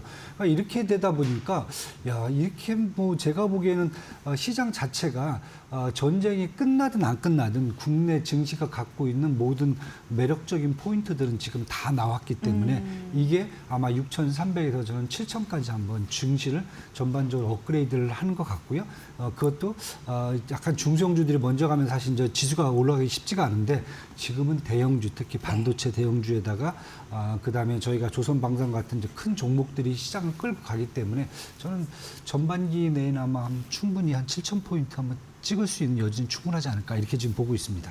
참 많이 변했구나 이런 생각이 듭니다. 예전에는 코리아 디스카운트 얘기하면서 뭐 하나 좀 안정되는 것이 없는 듯한 느낌이었는데 이제는 프리미엄 받아가는, 그러니까 정상화되면서 이후에는 프리미엄 다 그쵸. 받아야겠죠. 네, 네. 그런 과정에 있는 상황에서 뭐 물가 관리 이런 부분도 좀 비교적 안정적이다라고 하고 여러 가지 수치들이 또 괜찮다 보니까 증시를 떠받칠 수 있는 구조가 좀 마련됐구나라는 그렇죠. 네, 네. 생각이 들고 최근 뭐 이란 전쟁 아직 끝나진 않았습니다만 1분기 대형주 실적 시즌으로 접어들면서 주가 튀는 흐름들이 좀 나타나고 있어서 괜찮은데 여러분 앞서서도 머니코드에서도 언급해드렸지만 주가는 이익과 밸류의 함수라고. 그렇죠. 네, 네. 그러면 결국 밸류 상단은 금리가 가져가고 네, 네. 이익은 반도체를 비롯해서 기업 이익 이런 그렇죠. 부분이 책임을 질 텐데 그럼 금리와 그리고 기업 이익 관련해서 전략을 어떻게 가져가야 될지 좀 언급 좀 부탁드릴게요. 네, 사실 중동 전쟁 터지면서 불안했던 게 이거거든요. 인플레이션이 국제 유가 때문에 상승을 해갖고 CPI든 PPI든 양쪽 다죠. 상승을 해갖고 이게 경기 침체로 이어지지 않을까라는 게 사실 불안감이었거든요. 그 네. 와중에서 만약에 인플레이션이 높게 특히 이제 우리가 러시아 우크라이나 전쟁 때 그때 유가가 120달러까지 올라가면서 미국의 CPI 같은 게 인플레이션도 거의 한 8%까지 네. 올라갔고요. 한국도 그때 5% 넘게 올라갔었거든요. 그래서 이런 걸 보면서 약간 우려감이 있었는데 지금 뭐 당장 보기에는 인플레이션 관리되는 거 CPI 2.2% 물론 이제 PPI가 조금 높게 나오긴 했어요. 왜냐하면 뭐 국제 원재료 값이 좀 올라가니까 이제 그 부분 나오긴 했는데 그건 뭐 당연히 안정될 것 같고요. 이러다 보니까 사실 금리 인상에 대한 우려감은 일단 없다. 그리고 앞으로 이제 동결적으로 더 유지가 될 것 같고요. 이번에 이제 새로 이제 바뀌는 그 한국은행 총재도 뭐 국내 증시에 대해서는 조금 국내 매크로 환경에 대해서는 조금 더 이제 안정적으로 좀 보셨기 때문에 저는 이제 금리 인상 부분은 없다라고 보면은 사실 금리 같은 경우는 저희가 국내 증시에서 수급이라든지 유동성을 사실 좌지우지할 수 있는 맞아요. 부분이거든요. 예. 그러다 보니까 상단이냐 하단이냐 이걸 좀 잡아주는데 이렇다 보면 수급이라든지 유동성 확대는 저는 전혀 문제가 없지 않을까. 특히 이제 지금 보시면은 이제 주식 예탁 자금 121조 원이거든요. 100조 원 밑으로 떨어지질 않아요. 네. 그러니까 금리 시장에 있던 돈들이 다 자본시장을 지금 계속 옮겨오는 거죠. 이 부분을 제가 보니까 정부가 되게 매크로 환경을 되게 타이트하게 지금 잘 통제를 하고 있다 이렇게 보시면 될 것 같고요. 반도체는 사실 다른 게 아니라 국내 산업 중에서 반도체가 가장 크잖아요. 네. 물론 반도체에서 파생되는 요즘 같은 게 이제 에너지 밸류체인도 있을 수 있을 것 같고요. 그다음에 요즘 추가적으로 이제 국제 경쟁력이 높아진 수출 쪽에 높아지는 그런 대형주들이죠. 조선 방산, 그다음에 우주항공 이런 쪽들은 어떻게 보면 저희가 보시면 하나 에어로스페이스라든지 그다음에 두산 에너빌티 같은 가스터빈이죠. 뭐 제가 보기에는 이쪽 원전주는 아닌 것 같아요. 이건 이쪽 가스터빈 같은 데고 네네. 한진중공이라든지 이런 대형주들 현대차까지 물론 이제 실적들이 너무 좋단 말이에요. 너무 좋은 거죠. 이러다 보니까 국내 전반적인 산업의 밸류에이션을 더 상향으로 끌고 올라간다는 거죠. 그러니까 예를 들면 지금 1분기 영업이익만 해도 지금 110조 원을 얘기하고 있어요. 물론 삼성전자 SK하이닉스가 이미 90조 원을 했어요. 해가지고 나머지는 부분을 채우긴 하겠지만 네네네. 분기에 110조라는 게 우리가 옛날에 생각도 못했어요. 그러니까요. 1년에 해야 100조 나올까 말까 했던 영업이익을 일단 분기에 한 번에 끝내잖아요. 네. 그러면 4분기 연속하면은 지금 얘기 나오는 게 한 올해 500조 원까지 영업이익을 낸다는 마음이 거예요. 넉넉해지는 거죠. 예. 그렇다 보면 사실 산업별 밸류에이션 자체가 반도체를 중심으로 크게 끌고 올라갈 수 있다면 네. 그건 뭐냐면 장기 사이클을 저희가 주식시장에서 기대할 수 있다는 거죠. 그러니까 주가를 그냥 단순하게 우리가 4천 왔으니까 5천, 6천 왔으니까 이제 조정을 받아야겠지. 이게 아니라 밸류에이션이 자꾸 높아지니까 그럼 주가 상승폭 우리가 코스피 지수를 7천, 8천까지 더 끌어올릴 수 있는 여지가 충분하다는 그쵸, 거죠. 그쵸. 예, 그렇다 보면 지금 한국 시장 자체는 금리라든지 반도체만 봐도 시장 자체가 계속 긍정적으로 연말까지 뭐 내년은 내년 가서 봐도 될 것 같고요. 내년에 뭐 삼성전자 영업이익이 620조 원까지 얘기를 하고 있으니까 글로벌에서 예. 그런데 그건 그때 가서 봐도 되고 올해만 해도 저는 지금 일단 한 7천 정도까지는 일단 단기적으로 시장이 올라가는 데는 충분히 매력적이지 않을까 이렇게 지금 보고 있습니다. 네. 주가가 어쨌든 밸류와 이익의 함수인데 그런 부분에 대해서 흔들림이 없다 보니까 추가적으로 오늘 6,700 찍었지만 7,000 갈 수 있는 그런 확실한 그런 모멘텀들이 받쳐주고 있다라고 언급해 주셨고 그러니까 또 외국인이 매력적으로 보는 것이 아닐까요? 4월 들어서 외국인이 담고 그쵸? 있다, 네. 매도가 아니다라고 네. 언급을 해주셨는데 그럼 이렇게 지금 시점에서 어떤 뭐 섹터나 종목들을 담고 있는지 네. 좀 포인트가 있는 거 좀 살펴주신다면 예. 사실 그것 때문에 제가 이제 말씀을 좀 드리고 싶은 게 네네. 개인분들이 그 말씀하세요. 지수는 올라가는데 내 포트폴리오는 안 올라가요. 그게 괴리감. 뭘까요? 그러니까 결국은 네. 외국인들이 보는 주요 이제 종목이라든지 개인들이 보는 종목들이 틀리다는 거죠. 네. 그래서 저는 외국인들 지금 가장 먼저 보는 게 일단 반도체하고 소부장이에요. 반도체, 소부장 먼저 보시는 거고 이건 제가 굳이 말씀을 안 드려도 돼요. 지금 반도체 대형주잖아요. 삼성전자, SK 하이닉스는 영업이익 상승률이 올해 같은 경우만 해도 300조 원, 200조 원이잖아요. 700%, 400% 상승률인데 주가 상승은 따라가질 못해요.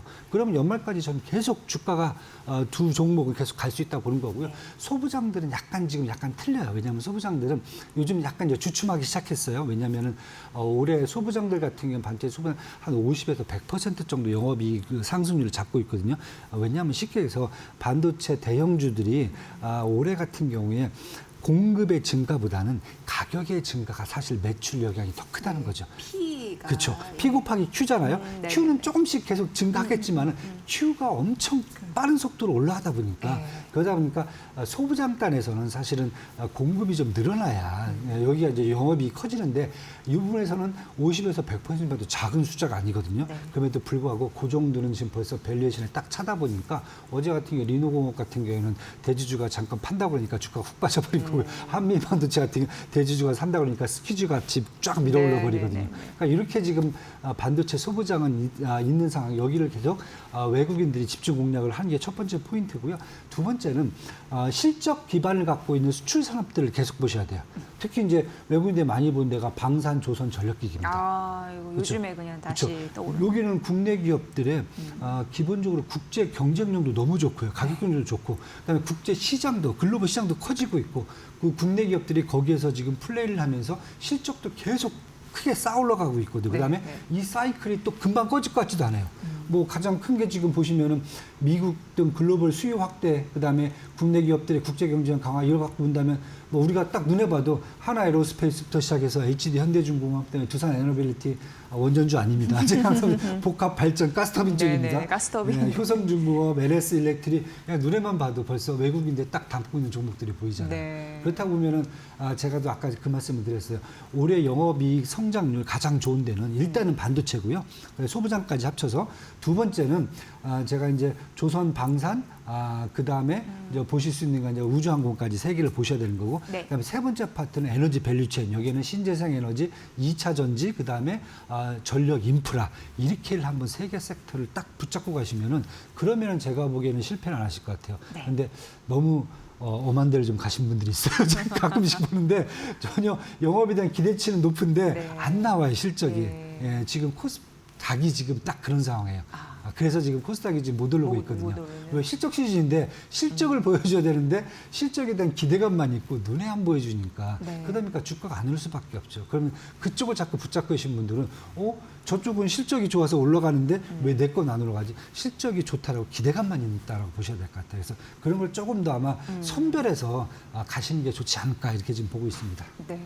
그러니까 나는 지금 다른 사람들과의 길을 택해 가겠다. 이러면 이제 문제가 되는 거죠. 네. 근데 최근의 흐름을 보면은 실적이 좋아질 수 있는 섹터로 자금이 모이고 있으니까 큰 틀에서는 그 안에서 움직이시는 것이 더 옳다라고 보여주시면 되고, 한 가지 오늘 SK하이닉스가 또 최고가 133만 원까지 갔거든요. 네, 네. 지속적으로 삼성 그리고 SK하이닉스 별 문제 없는 거죠. 저는 뭐 예. 전혀 문제 없다고 예. 보고요. 아까도 말씀드린 소부장하고 대형 반도체 업체는 틀리다.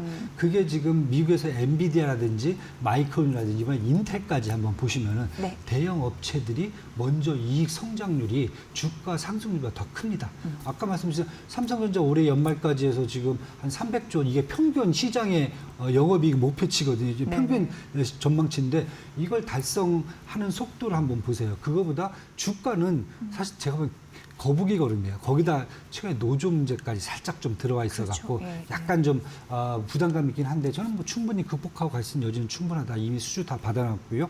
Q는 조금씩 증가시키지만은 P가 프라이스가 반도체 가격이 너무 빨리 올라가고 있어요. 그래서 그거 이제 감안하시면 될 것 같고 SK 하이닉스도 마찬가지고요. 둘 다 똑같은데 올해 지금 예상한 실적보다 저는 더 나올 것 같아요. 오, 왜냐하면 예, 예. 가격 상승률이 더 높아질 것 같고 그다음에 삼성전자 같은 경우 파운더 있죠. 네. 그다음에 SK 하이닉스 같은 경우에는 이제 메모리 중에서도 하이엔드 쪽, PVDD라든지 GDDR 아니면 소캠이라든지 이런 부분들에서 사실은 이제 뭐 DDR3, 4는 사실 뭐 다 버린 것 같아요. 제가 보기에 이번에 삼성전자가 그 얘기했잖아.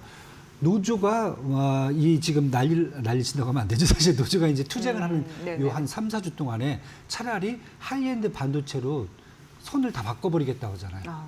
공장 쉬는 김에 차라리 우리는 바꿔버릴 테니까 알아서 해라 막 이런 식이 네, 나오잖아요. 네, 네, 네. 그만큼 지금 더 집중할 수 있고 앞으로 가격을 더 높게 받을 수 있다 그렇죠. 보면 더 커질 수가 있어요. 그래서 저는 전혀 문제가 안 되고요.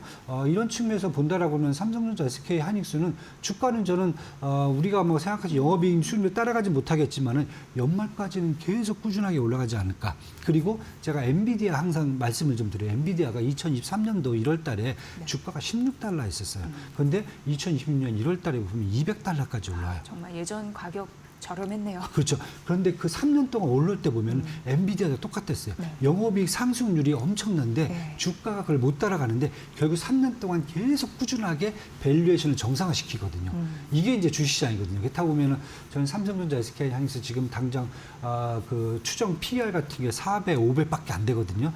아마 20배까지 잡다 그러면은 저는 뭐 올해만 그런 게 아니라 내년, 내후년까지 삼성전자, SK 하이닉스 같은 경우에는 주가는 상승 곡선을 그릴 거다. 하지만은 영업이익을 따라가지는 않을 거다. 네, 당분간은 그렇게 보시면 될 것 같습니다. 네. 지금 뭐 실적 모멘텀이나 주도주 강세가 지속될 거라는 거는 이미 이제 말씀해 주셔서 이제 이해가 됐습니다. 그런데 안 가는 길 굳이 가지 말라라고 말씀하셨는데 네. 그래도 시장 전반적으로 만약에 좋아진다면 소외 업종에도 그래도 기회가 그렇죠. 있지 않을까라는 네, 네. 생각 그리고 그런 또 포트를 갖고 계신 시청자분도 계실 테니까 네. 조언을 좀 해주신다면요. 예. 일단은 실적 시즌 끝나고 나서 한번 보셔야 될 것 같고요. 일단 대형주 실적 끝나고. 왜냐하면, 예. 아니 실적이 나오는데 네. 실적을 기대감만 갖고 하는 종목들은 일단은 한번 소외될 수밖에 없어요. 네네. 예, 이제 대표적인 게 이제 바이오라든지 뭐 이런 거 로보틱스라든지 제가 보기에는 이제 그런 쪽들은 아마 실적 시즌 끝나고 다시 이제 시장 확대되면서 밸류에이션 높아지는 걸 보면서 한번 그때 한번 가셔야 될 것 같고요. 이게 첫 번째고 두 번째는 오늘도 이제 보니까 그 매수 상위 종목 중에 이제 또 리버스라든지 곧버스가 또 계속 나오더라고요. 아유, 또 그렇군요. 예. 예, 제가 이제 항상 그 말씀을 드려요. 시장에서 리버스라든지 곧버스를 탈 때는 딱 두 가지입니다. 조건이. 첫 번째는 시장의 유동성이 타이트할 때. 두 번째는 밸류에이션이 하향조정될 때입니다. 지금 근데 아니네요. 전혀 아니죠. 네. 지금 탄 것은 제가 보기엔 자살행위다. 자살. 자살입니다. 네. 전혀 굳이 들어가실 필요 없고 네, 뭐 네, 하루에 0.5% 먹고 나오시겠다. 그런다면 제가 모르겠지만 그거 아닌 한에서는 곧버스는 안 타시는 게 좋을 것 같고요. 자꾸 과거 공식을 생각하시는 과거기 그러신 생각하신 것 거예요. 같아요. 예. 자꾸 지금 6천, 7천 얘기하시면 너무 높다라고 생각을 하세요. 그런데 주식이라는 것은 지수의 숫자가 중요한 게 아니라 밸류에이션이 중요하거든요. 네. 국내 증시는 아직도 밸류에이션이 정상화가 안 돼 있어요. 저는 이제 정상화되는 포인트가 한 8천 이 정도까지는 돼야 정상화가 된다라고 보고 있기 때문에 그런 곧버스 이런 것들은 피하셔야 될 것 같고 당분간은 제가 말씀드린 일단 대형주 외국인들하고 기관들 수급 들어온 대형주 먼저 보셔야 될 것 같고요. 네. 그다음에 대형주 중에서 실적이 우선적으로 올라가는 업종을 먼저 선택해서 보셔야 그래야 2분기, 3분기, 4분기에도 실적이 계속 나올 수가 있습니다. 제가 보기에는 올해 국내 증시 2분기, 3분기, 4분기를 갈수록 시장의 밸류에이션은 더 높아집니다. 네. 그것까지 이제 감안하셔서 투자를 하시면 될 것 같습니다. 네. 대표 이렇게 말씀하실 때 기분 좋은 상상을 좀 해봤습니다. 주가 밸류에이션 정상화가 한 코스피 8,000이라면 프리미엄까지 가야 되니까 한 만 시대가 열릴 그래서 이미 가능성. 글로벌 하우스 중에서 만까지 부른 데가 있지 않습니까? 아, 만까지요. 네, 만까지. 네, 빠르게 좀 됐으면 내년 좋겠네요. 정도 네. 뭐 만 포인트까지 얘기한 데도 있긴 하지만은 네. 일단은 뭐 저희가 내년을 모르니까 그냥 올해만 보세요. 올해는 일단 중요한 건 삼성전자도 그렇고 SK 하이닉스도 그렇고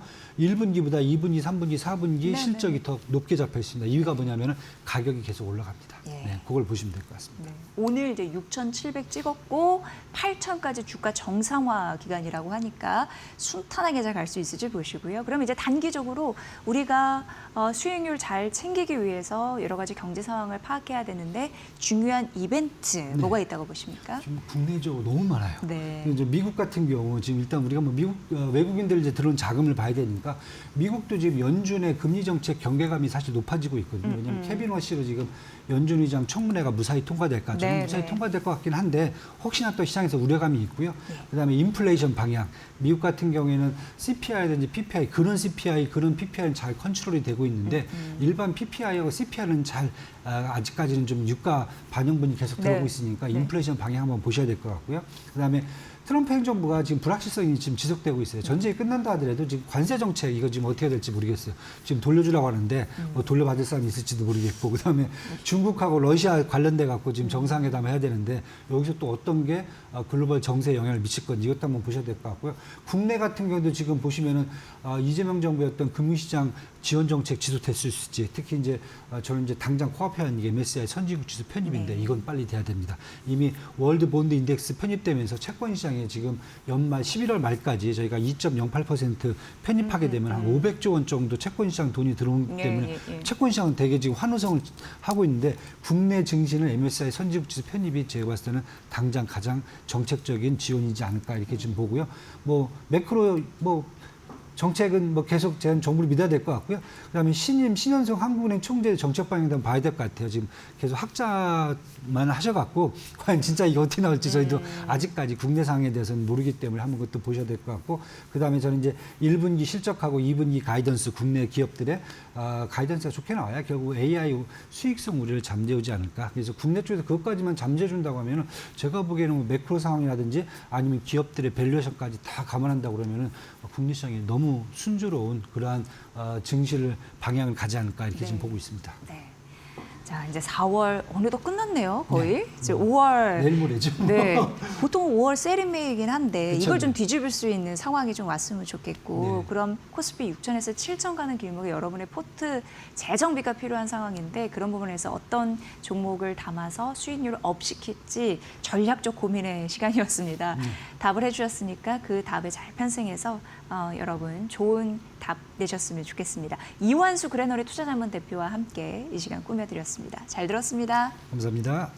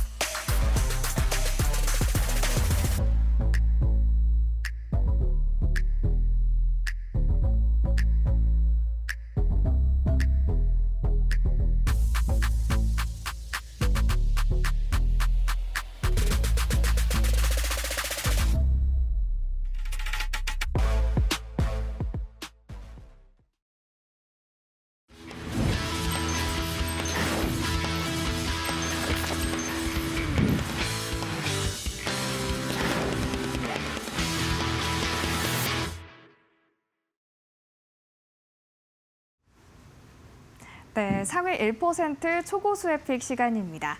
어제 우리 양시장 나란히 신고가를 경신했는데요. 여기에 외국인과 기관의 쌍끌이 매수도 오랜만에 좀 들어와줬습니다. 그렇다면 오늘 상위 1% 초고수들은 어떤 종목을 선택했을까요? 먼저 오늘 오전장 기준 초고수들의 매수 상위 종목입니다. 1위부터 5위까지 좀 다양한 섹터들의 종목이 들어와 있습니다. 1위로는 ABL 바이오 들어와 있는데요. 오늘 23% 급락하고 있습니다. 임상 실망감으로 인해 떨어졌는데 단기 급락, 저가 매수세에 대해서 좀 들어와주고 있는 상황이고요. OCI 홀딩스도 어제부터 쉬어가고 있습니다. 오늘도 0.8% 쉬어가고 있는데 태양광 섹터에 관련해서 수혜감은 계속될 것이다 라는 전망 속에 사들이고 있는 모양입니다. SK하이닉스 어제 신고가에 이어서 오늘도 달려갑니다. 1% 정도 상승하고 있는데 고수들도 기대감에 사들이고 있고요. 현재 증권가에서는 234만 원까지 목표 주가 제시된 상황입니다. 이와 관련해서 계속해서 체크해 보셔야 될 종목이고요. 미래에셋증권 최근에 증권가도 조용히 강세 이어나가고 있습니다. 거래대금이 몰리면서 이 증권가 수수료에 대해서 개선될 것이다라는 기대감 더해지고 있는 상황이고요. HD 현대일렉트릭 오늘 실적 발표일입니다. 다만 호르무즈 해협이 봉쇄되면서 이 수급이 영업이익이 떨어질 것이다라는 전망이 나왔습니다. 이와 관련해서 주가는 떨어지고 있는데 고수들은 다행히 전력이 좀 계속될 것이다라는 기대감에 수급 몰리고 있는 그런 상황입니다. 전반적으로 매수 상위 종목 1위부터 5위까지 살펴봤는데요. 오늘은 바이오 종목 관련해서 전략 세워보도록 하겠습니다. 오늘 스튜디오에 이데일리 TV 신일섭 전문위원님 나와 계십니다. 어서 오세요. 네, 안녕하세요. 네, 오늘 바이오 종목들 관련해서 전략 세워보도록 하겠습니다. 오늘 ABL 바이오부터 삼천당 제약까지 일제히 좀 하락을 했습니다. 물론 이슈가 있긴 하지만 이 정도로 급락을 하니까 좀 아쉬운 마음이 드는데요. 고수들은 좀 매수를 하고 있는 상황입니다. 제약 바이오 종목들 상승 모멘텀이 좀 있는 건지 전망이 궁금합니다. 네, 저 초고수분들 그 요즘에 따라하는 매매가 또 유행하기도 하거든요. 근데 그 초고수분들은 이미 그 매도를 하고 나서 결과가 나오는 거라 저거를 바로 보고 따라하기에는 늦을 수도 있어요. 그거는 명심을 하셔야 돼요. 초고수분들은 진짜 빨리 움직이거든요. 그래서 그 굉장히 단기적인 추세를 따라가는 것임을 유의하시면서 보세요. 일단 저기서 되게 재미있는 거는 뭐냐면은 1위만 물타기입니다. 지금 2위에서 5위 종목은 여러분들 차트를 보시면은 정말 크레이지 모드거든요. 전부 다 불타기예요. 저거는. 그러니까 웃돈을 주고 계속 사들어가야지 따라갈 수가 있는 종목이고 유일하게 AB의 바이오만 급락이 나와서 단가를 낮춰서 들어갈 수 있는 지금 종목이거든요. 그래서 지금 초고수 1위에서 5위까지도 지금 1위와 2위에서 5위 종목이 차별화된 전략으로 지금 나오고 있는 거예요. 저거는. 그러니까 그 초고수들이 지금 동일 인물일 수도 있고 겹치는 인물이 있을 수도 있잖아요. 근데 안 겹치는 인물도 있을 수가 있죠. 근데 ABL 바이오는 물타기를 지금 하시는 초고수 분들이 많이 지금 들어오면서 매수 상위 1위에 올랐는데 지금 ABL 바이오는 그동안 뭐 제가 많이 얘기했어요. 4대 그 기술 플랫폼 천왕입니다. 그래서 사실은 뇌 혈관 장벽을 뚫고 그 안에다가 약물을 넣어주는 셔틀 BBB 셔틀이라는 그 기술로 지금까지 사실 뜬 거예요. 뭐 몇 프로라고 정확히 얘기할 수는 없지만 지금 ABL 바이오가 그동안 시가총액이 오른 부분에 거의 8할은 그 부분을 오르지 않았을까요? 근데 지금 무슨 이슈 때문에 떨어지냐면 ABL 001 그러니까 기술 플랫폼도 수출을 하지만 자체적인 약물도 개발하거든요. 이거는 알테오젠, 펩트론, 리가켄 바이오도 마찬가지예요. 기술 수출 플랫폼 업체로 부각이 됐지만 자체 약물도 개발하고 있어요. 근데 여기선 지금 자체 약물에서 문제가 생기거든요. ABL 001이라고 ABL 바이오에서 지금 붙어 있는 것이고 첫 번째 약물이란 뜻이에요. 지금 파이프라인 중에 가장 임상 단계가 앞서가고 있어요. 그게 이제 토베시미그라는 건데 이제 컴퍼스 테라퓨틱스라는 미국 자회사가 지금 임상을 진행하고 있는데 화학항암제인 파클리탁셀하고 병용요법 두 가지로 단독요법과 비교한 건데 여기서 중요한 게 전체 생존 기간이에요. FDA에서 원하는 게 전체 생존 기간. 그러니까 어쨌든 전체적으로 항암제를 맞고 계속 살아가는 기간이 길어야지 그거를 인정을 해주는데 여기서 병용요법 두 개를 같이 했을 때가 8.9개월 생존으로 나왔는데 단독요법이 9.4개월로 더 길었어요. 그러니까 단독요법을 이기지 못하는 병용요법이 돼버린 거죠. 물론 무진행 생존 기간이라고 더 이상 암세포가 진행이 안 되면서 생존하는 기간은 병용요법이 4.7개월, 단독요법이 2.6개월로 단독요법보다 2배 정도 무진행 생존 기간이 나와서 유의성이 나왔지만 전체 생존 기간이 떨어진다는 거에 초점이 맞춰진 거예요. 그래서 지금 급락이 나오는데 초고수들은 왜 매수를 하고 있을까? 아까 말한 대로 ABL 바이오가 그동안 올랐던 것은 BBB 셔틀 기술 플랫폼 그 부분 때문에 오른 것이기 때문에 ABL 001 같은 이 지금 신약으로 지금 키우고 있는 이 파이프라인의 요 손상은 크게 전체 가치를 훼손하지 않는다고 판단을 한 것 같습니다. 그래서 매수를 한 것 같다는 생각이 듭니다.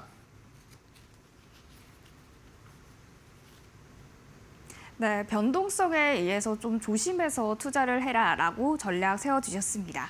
오늘 매수 상위 종목 전반적으로 전략까지 세워봤고요. 매도 상위 종목까지 체크해 보도록 하겠습니다. 네, 매도 상위 종목 함께 살펴보면 1위로 삼성전자 랭크돼 있습니다. 노조 총파업에 대한 리스크가 이어지고 있는데요. 18일간 노조 총파업 시 30조 간의 피해가 발생한다라는 우려도 나오고 있는 상황입니다. 이런 리스크 속에 오늘 고수들 삼성전자 팔아던지고 있는 모습이고요. 이 밖에 1위부터 5위 종목들 살펴보면 오늘 급등하면서 차익 실현 물량 내주고 있는 종목들 많이 보이는 것으로 파악됩니다. 오늘 포스코홀딩스, 대한전선, 클로벌까지 좀 상승하고 있는 섹터들 많은데요. 철강 관련된 수혜 그리고 전력 관련된 수혜 받아가면서 상승하고 있습니다. 이 밖에도 K금융 0.4% 그리고 클로봇까지 0.9% 하락하면서 출발하는 종목들 매도 물량 나오고 있는 그런 상황입니다. 전반적으로 매도 상위 종목들 살펴봤는데요. 오늘은 반도체 투탑 관련해서 이야기 나눠보도록 하겠습니다. 위원님, 오늘 SK하이닉스와 삼성전자 주가부터 수급까지 좀 방향성이 갈리고 있는 그런 상황입니다. 물론 삼성전자 쪽으로 리스크가 있긴 하지만 이게 왜 그렇게 크게 갈리는 건지 앞으로의 전망은 어떻게 되는지 좀 궁금합니다.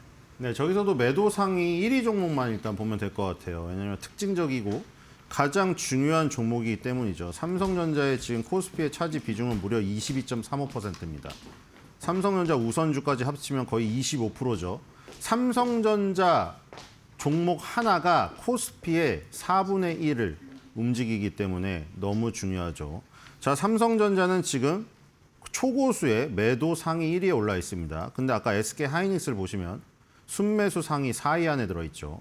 그러니까 지금 그게 완전히 얼마 정도 연동됐는지 모르겠으나 지금 전체적인 흐름으로 봤을 때 저게 지금 순위가 올라오는 것은 그 양도 지금 들어있는 것이거든요. 양이 그만큼 많은 위에 올라 있거든요. 그러면 이제 우리가 상식적으로 생각을 해서 삼성전자를 팔고 SK하이닉스로 간다. 이렇게도 표현할 수 있겠죠. 물론 삼성전자를 팔고 ABL 바이오를 살 수도 있겠죠. 근데 어쨌든 SK하이닉스도 지금 5위 안에 들어있다는 것은 반도체를 원하는 사람들은 ABL 바이오로 갑자기 하진 않아요. 반도체를 매수 매도하시는 분들은 반도체만 하죠. 그러면 SK하이닉스를 사고 삼성전자를 팔고 있다는 얘기인데 이런 거는 여러 부분이 있겠지만 사실 가장 큰 거는 좀 노조의 파업이 아닌가. 저는 그런 생각이 들거든요. 그게 심리적인 영향이 크고 실제 파업으로 진행됐을 때 굉장히 안 좋은 영향이 있기 때문이에요. 반도체 라인도 마찬가지고 화학공장 라인도 마찬가지인데 하루는 물론이거니와 반나절만 중단이 돼도 심각한 타격이 옵니다. 그걸 멈추는 순간. 그렇기 때문에 그런 생산 라인의 중단으로 직접적으로 연결될 시에 피해가 있을 가능성 이런 것에 대해서 부담을 느낀 게 아닌가 이런 생각이 들고 그리고 삼성전자도 조금 요거 가지고 뭐 만족스럽지 않으신 분도 계시겠지만 그동안 꽤 올랐습니다. 초고수분들은 수익이 꽤 났을 거예요. 그러니까 뭐 이런 부담감도 있고 해서 차익 실현하는 김에 하고 그렇다고 해서 반도체 씬의 어떤 요 훼손은 전혀 지금 나오지 않고 있기 때문에 왜냐하면 필라델피아 반도체 지수가 지금 연일 상승 기록은 깨졌으나 정말 미친 듯이 올랐거든요. 그렇기 때문에 엔비디아도 다시 상승을 하고 있는 데다가 SK하이닉스 이 라인은 포기할 수 없는 것이죠. 그래서 반도체 업황은 굉장히 기대가 되는데 삼성전자에 대한 부담감이 있는 초고수들이 삼성전자를 매도를 하고 SK하이닉스로 비중을 옮기는 부분이 포착된 게 아닌가 그런 모습을 지금 보여지고 있다고 생각이 되고요.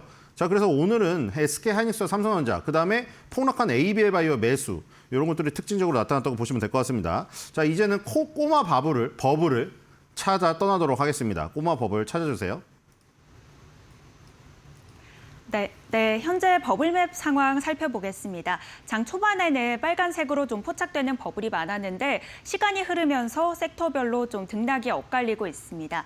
특히 인텔의 1분기 어닝 서프라이즈를 신호탄으로 어제부터는 전력기기, 전력 반도체와 반도체 기판까지 좀 좋은 흐름을 가져갔는데 현재는 어제보다는 지지부진한 상태고요.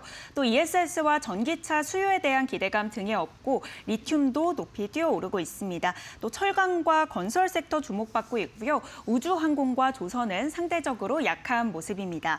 그렇다면 먼저 호텔 섹터 이야기부터 해볼 텐데요. 지난주 어닝 서프라이즈를 발표한 호텔 신라를 중심으로 호텔주들이 일제히 급등하고 있습니다. 중동 전쟁으로 유가가 오르면서 여행 수요가 좀 위축될 거다라는 우려는 빗나간 걸로 보이는데요.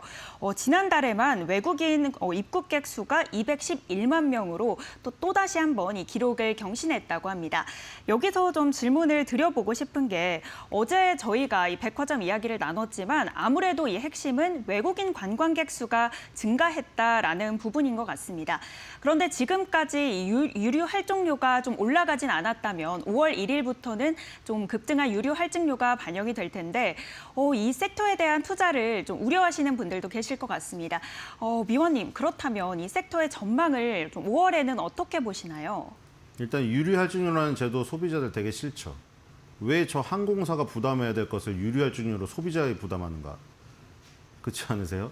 유류할증료를 항공사가 대한항공이 아시아나항공이 부담을 해야지 우리가 왜 부담을 해? 그게 항공사에게 굉장히 좋은 제도예요. 유가가 오르면 유류할증료라고 비행기 싸게다가 그걸 붙여가지고 소비자한테 판매할 수가 있거든요.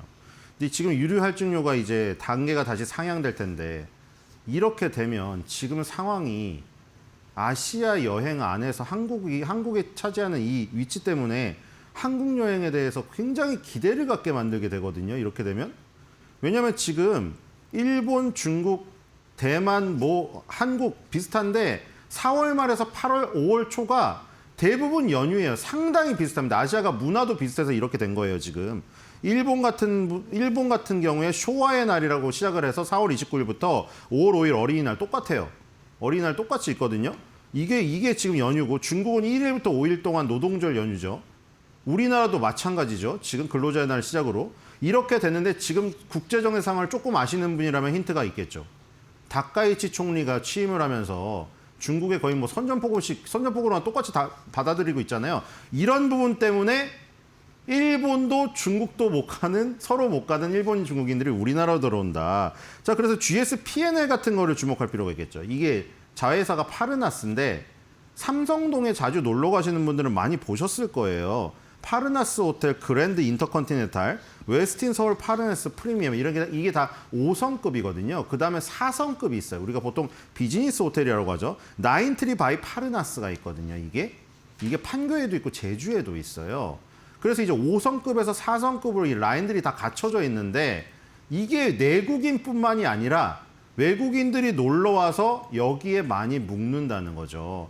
실제로 지금 객실 점유율이 지금 계속해서 올라가고 있고 5월 1일부터 5월 5일까지 이 황금 연휴 기간에 굉장히 많이 올 가능성이 크다. 아까 유류할증료도 마찬가지입니다. 그 얘기를 왜 했죠? 유류할증료가 비싸지면 얼마나 가면 더 비싸지겠어요? 아시아에서 유럽 가면 더 비싸집니다. 멀면 멀수록. 그래서 5월 달에 딱 생각해 보는 거죠. 야, 항공권 가격이 너무 비싼데 그냥 가까운 데 가자. 로마 가려다가 일본인 중국인이 로마 가려다가 우리나라 옵니다. 그래서 어디를 묵냐? GS P&L에 묵겠죠. 그래서 지금 왜냐면 예전에는 소공동이라던가 명동을 갔는데 요즘에는 코엑스나 용산도 가는 이유가 예전만큼 면세점을 바로 들르는 코스가 아니라 그냥 올리브영이라던가 다이소 이런 쪽을 찾아가요. 그리고 5성급 호텔을. 그렇기 때문에 삼성동이나 용산이 굉장히 유리해지면서 이 지금 그 GS P&L 같은 종목 주목하실 필요가 있다. 이렇게 생각이 됩니다. 다음 꼬마 버블도 또 찾아볼까요? 꼬마 버블이 왕버블이죠. 네, 이어서 철강 섹터 이야기도 해보겠습니다. 이란의 미국 철강 공장을 가격했다는 소식이 전해지면서 오늘 철강 종목들이 일제히 강세를 보이고 있습니다. 아조스틸과 포스코 스틸리온 모두 상한가를 달성을 했고요. 또 여기에 더해서 철강 시장의 과잉 생산을 주도해온 중국이 오히려 지난달에 조강 생산량을 크게 줄였다라는 좀 결과가 나왔는데요. 공급 과잉이 해소될 경우 오히려 한국에는 좀 숨통이 트인다라는 분석이 나오고 있습니다. 위원님께 좀 여쭤보고 싶은 게 이런 부분을 좀 테마성 단발적인 이런 상승장으로 좀 봐야 할지 아니면은 앞으로도 철강 섹터들의 좀 긍정적인 흐름을 좀 좋게 보시는지 질문드리고 싶습니다. 일단 결론부터 얘기 드리면 이 중소형 철강주들은 약간 테마기가 강하다고 보셔야 돼요. 자, 지금 오늘 거래소에 보면은 문배철강, 아주스틸, 포스코 스틸리온 요 세 개가 상한가고요. 부국철강도 거의 상한가까지 갔습니다. 자, 요 세 개 종목 상한가에 부국철강까지 4개 종목이 강하죠. 코스닥도 마찬가지입니다. 대우특수강, 나우아이비, 대우특수강, 우선주, 금강철강까지가 상한가고 밑에 세아메카닉스, 사면철강까지 따라오고 있거든요. 지금 거래소 코스닥 가리지 않고 중소형 철강주들이 윗부분을 죄다 도배를 하고 있습니다. 지금 아까 말씀드렸다시피 여러 가지 이슈가 겹쳐 있어요. 중국이 뭐 화학 제품도 마찬가지인데 지금 이 철강도 지금 약간 감산을 한다 이 얘기가 있는 데다가 이란이 또 뭐 이란을 또 나눠서 얘기했죠. 혁명수비대가 이 미국 그 중동 안에 있는 미국 알루미늄 철강 공장을 공격했대요. 그래서 여기서 볼 종목은 포스코 스틸리온을 볼 건데 아까 제가 테마기가 너무 강하다고 했잖아요. 이 테마주에서 만약 변신을 하려면 여러분들 옛날에 한화 에어로스페이스도 테마주였습니다. 지금 컸죠. 그게 왜 컸죠? 방산이 실질적으로 근본적으로 실적에 그 영향을 미쳤으니까. 이 포스코 스틸리온이 그럴 가능성이 있는데 이 며칠 전에 호주 하이퍼스케일러 데이터 센터 건설 프로젝트의 용융 알루미늄 도금 강판인 알코스타 공급에 대한 이슈가 나왔거든요. 이게 이 알코스타 공급에 대한 이슈가 나와서 데이터 센터 관련주로 편입이 됐습니다. 아까 테마기라고 얘기 드렸던 거는 오늘 전쟁 이슈라던가 중국의 감샨 이슈로 움직이는 부분이죠. 그런 부분 때문에 중소형 철강주가 엄청 급등락을 하는 건데 이 데이터 센터 소식은 말이죠. 장기적인 모멘텀이거든요. 아까 우리가 순매수 상위에서 자세히 다루진 않았지만 OCI 홀딩스가 끼어 있었죠. 여러분들 OCI 홀딩스랑 이거랑 굉장히 유사합니다. OCI 홀딩스가 폴리실리콘이라는 태양광 재료를 만드는데 중국의 폴리실리콘이 다 점령을 했다가 미국이나 유럽, 우방국들이 다 밀어내기 때문에 한국 실리콘이 굉장히 떴죠. 거기다가 어디로 연결됐죠? 태양광 쪽에 지금 폴리실리콘 여기에 밸류만 매기고 있다가 우주로 옮겨갔잖아요. 앨런 머스크가 한국 폴리실리콘을 원해서 OCI 자회사가 스페이스X 납품을 했습니다. 그래서 저렇게 부각이 됐죠. 포스코 스틸리온도 상당히 유사하지 않습니까? 중국의 수출 제한이나 감산에 적용이 되어 있죠. 거기다가 이 지금 데이터 센터에 엮여 있어가지고 한 단계 레벨업 될 가능성이 있죠. 그러니까 포스코 스틸리온은 오늘 여러 가지 뭐 문배철강, 아주스틸 이런 거와 함께 테마기가 강한 주식과 함께 움직이지만 조금 더 중장기적인 흐름을 볼 수 있는 요소가 있다. 이렇게 볼 수가 있겠습니다. 자, 이제 꼬마 버블을 찾아볼까요? 네, 철강은 아무래도 이 강판이나 로봇, 뭐 자동차 부품들과도 좀 연관이 있어 보이는데 저희가 지금은 호텔과 철강 관련해서 이야기를 나눠봤습니다. 그렇다면 이제 위원님이 뽑아보실 다음 버블은 어떤 걸까요? 네, 바로 로봇입니다. 저희 아까 그 버블 보시면 로봇이 오른쪽 상단 부분에 조금 작은 원으로 그려져 있거든요. 근데 제가 오늘 준비한 건 LG전자인데 LG전자가 로봇 섹터에 저기에 편입이 되어 있는지는 모르겠어요. 근데 로봇에 편입을 시켜야 되는 지금 상황인 것 같거든요. 자, 여러분들 지금 보세요. 시총상위에. 4위 현대차가 지금 8% 가까이 오르고 있죠. 그리고 LG전자가 39위인데 8% 오르고 있습니다. 근데 왜 제가 현대차랑 LG전자를 묶었을까요? 현대차는 자동차 업체고 LG전자는 백색가전 아니야? 이렇게 생각하시겠죠. 근데 지금 현대차가 자동차 판매량으로 저렇게 갔나요? 현대차 지금 아틀러스 로봇 때문에 피지컬 AI 붙어가지고 저렇게 날아간 거 아니에요? 맞죠? LG전자는 어떻게 됐죠, 지금? 맨날 LG전자, 백색가전은 LG전자 그 말만 저게 되뇌이고 있지. 주식시장에서는 맨날 비쩍 꼬라가지고 가지도 못하는 주식 맨날 무슨 자조 섞인 그런 불평들 이런 거였는데 LG전자가 지금 피지컬 AI가 현대차처럼 붙을 가능성이 지금 솔솔 지금 나오고 있습니다. 자, 지금 LG전자가 며칠 전에 뭐 했냐면은 사내 벤처 프로그램 스튜디오 3, 4일이 있어요. 여기서 사내 벤처들 가운데 경쟁을 했습니다. 여기서 4개를 꼽았는데 4개가 뭔지 들어보세요. 하드웨어 설계 데이터 오류를 탐지하는 AI 솔루션 세카가 하나 뽑혔고요. 코드 품질 개선을 위한 기업용 AI 코딩 에이전트 머신 플로우가 뽑혔습니다. 그 다음에 주방 자동화 로봇 및 운영 관리 B2B 솔루션 프리키친 랩, 그리고 팹리스 기반 첨단 난연 소재 설계 솔루션 아토모가 꼽혔어요. 자, 여기서 AI 코딩 에이전트도 어떻게 보면 AI 코딩 로봇이라고 불릴 수 있겠고, 아까 로봇 주방 자동화 로봇 있죠, 프리키친 랩.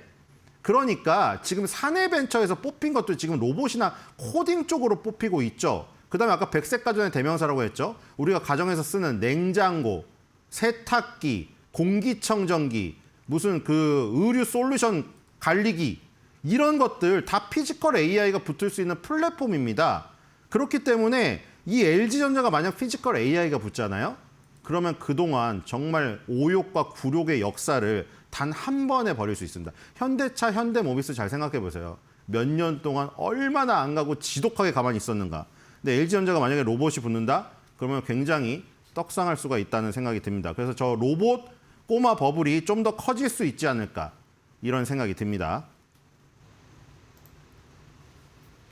네, 오늘 작게 떠있는 꼬마 버블 로봇주 뽑아주셨습니다. 지금까지 신일섭 전문위원님과 이야기 나눠봤습니다. 위원님 고맙습니다.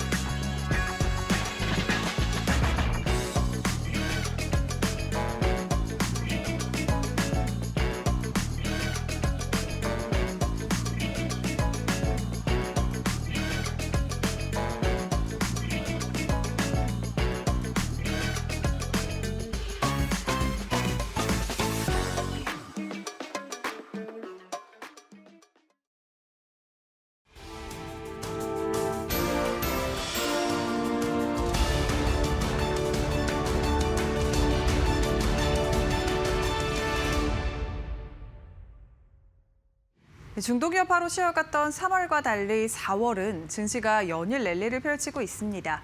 코스피는 4월 이후로 30% 넘게 오르면서 오늘 6,700선까지 돌파하기도 했는데요. 대형 빅테크 기업들의 실적 발표를 앞둔 가운데 시장은 AI에 더 기대를 걸고 있는 듯한 모습입니다. 양치수 상황 바로 열어보시죠. 오늘 코스피 시장이 0.86% 가까이 오르면서 6,671포인트 지나갑니다. 장중에 6,710포인트까지 고점을 높이기도 했는데 현재 시간 기준으로는 6,700선은 내려놨지만요. 여전히 그래도 6,673포인트 지나가면서 고점 부근 지나가고 있는 상황이고요. 코스피 200은 거의 1% 가까이 상승하면서 1,003포인트 지나가고 있습니다. 코스닥은 0.84%가량 하락하면서 오늘 제약바이오주들이 전반적으로 투심이 흔들렸습니다. 이에 따라 코스닥 1,215포인트 지나가고 있는데 그래도 코스피와 코스닥이 계속해서 신고가 부근에서 움직이고 있다는 점은 긍정적입니다. 코스피 매매 동향 함께 살펴보시죠. 오늘 시장에는 외국인과 기관의 쌍끌이 순매수가 들어옵니다. 특히나 기관의 순매수가 어제 이어 오늘도 강하게 뒷받침되고 있고요. 외국인 같은 경우에는 장중에 순매도에서 순매수로 포지션 변경한 이후 매수폭을 조금씩 늘리고 있습니다. 약 240억가량의 소폭 순매수 들어오고 있고요. 개인 같은 경우에는 6,300억가량의 순매도 펼쳐지고 있습니다. 이달 들어 개인의 순매도가 강하게 펼쳐지고 있다는 점 일단은 확인되고 있고요. 코스닥 매매 동향도 함께 살펴보면요. 오늘 코스닥 시장은 외국인과 기관의 쌍끌이 순매도가 펼쳐집니다. 개인만의 순매수가 들어오는 가운데 오늘은 외국인, 기관 모두 코스닥 시장을 팔고 있고 코스피 시장만을 담고 있다는 점이 특징적입니다. 원달러 환율 함께 살펴보시죠. 오늘 원달러 환율이 1,474원 선에서 움직이고 있습니다. 어제와 비슷한 흐름 지나가고 있는 상황이고요. 1,470원 선 중반대에서 이번 주 내내 움직임 가져갑니다. 네, 이렇게 오늘 시장 상황 간단하게 살펴봤는데요.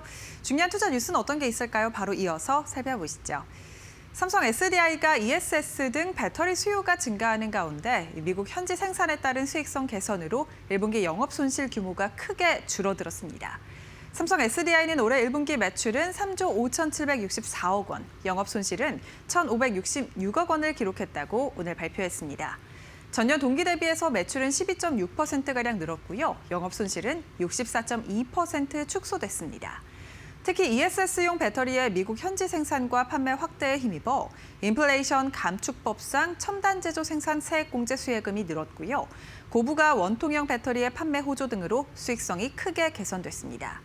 전기차용 배터리 부문은 유럽 주요국의 보조금 확대와 내연차의 총 소요 비용 상승 등에 따라 수요가 회복될 것으로 함께 전망하기도 했는데요. 전기차 캐즘이 조금 회복되고 있고 ESS 확대가 일어남에 따라 오늘 실적이 적자가 축소된 것으로 풀이되고 있습니다. 오늘 주가도 함께 올라주고 있는데 함께 확인해 보시죠. 5.83%가량 급등세 이어가고 있습니다. 67만 2천 원 선 지나가고 있고요. 배터리 3사 가운데 가장 크게 오릅니다. 오늘 LG 엔솔도 오르는 가운데 에코프로도 2% 넘게 상승하고 있습니다. 코스닥 시장 안에서 제약바이오주들은 흔들리지만 2차 전지주들이 일제히 올라주고 있고요. 에코프로 BM도 약 2% 가까운 상승세 이어가고 있습니다. 21만 1,500원 선 거래되고 있습니다. 포스코홀딩스가 중국의 철강 감산 기조와 국내 철강사들의 제품 가격 인상 소식에 오늘 신고가를 경신했습니다.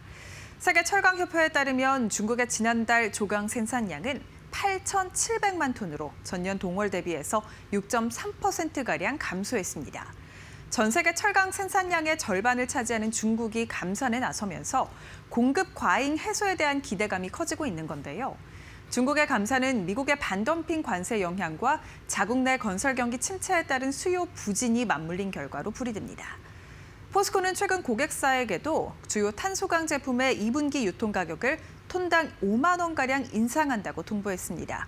증권가에서는 주력 품목의 가격 인상 등을 이유로 3분기까지 실적이 양호할 것이라면서 아시아 철강 가격은 가장 오르지 않은 상품이라고 분석하기도 했는데요.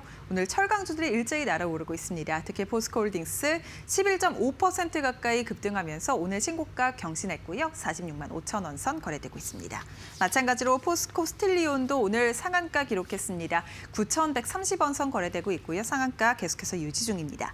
고려제형 주가도 6% 넘게 강세, 아주스틸 같은 경우도 급등하고 있습니다. 오늘 특히나 철강 관련해서 중소형단 안에서 상한가 기록한 종목들이 굉장히 많다라는 점 시장 안에서 특징적으로 파악됩니다. 코스피가 연일 사상 최고치를 돌파하는 가운데 국내 상장지수 펀드 시장이 빠르게 팽창하면서 주요 종목의 시가총액에서 ETF 비중이 급격히 확대되고 있습니다. 27일 코스콤 통계에 따르면요. 코스피 시총 상위 30개 종목의 ETF 편입 비중은 평균 3.2%인데요. 코스닥은 9% 가까이로 더 높게 나타났습니다. 이에 따라 국내 증시에 상장된 전체 ETF 시총은 425조 원을 넘겼습니다. 시장에서는 ETF가 패시브 성격의 투자 수단을 넘어 이제 개별 종목의 수급을 좌우하는 핵심 주체로 자리 잡았다는 평가가 나오고 있는데요. 이러한 가운데 코스피와 코스닥 합산 시총은 6천조 원을 넘어서며 독일과 프랑스를 제치고 글로벌 시총 8위를 기록하고 있습니다.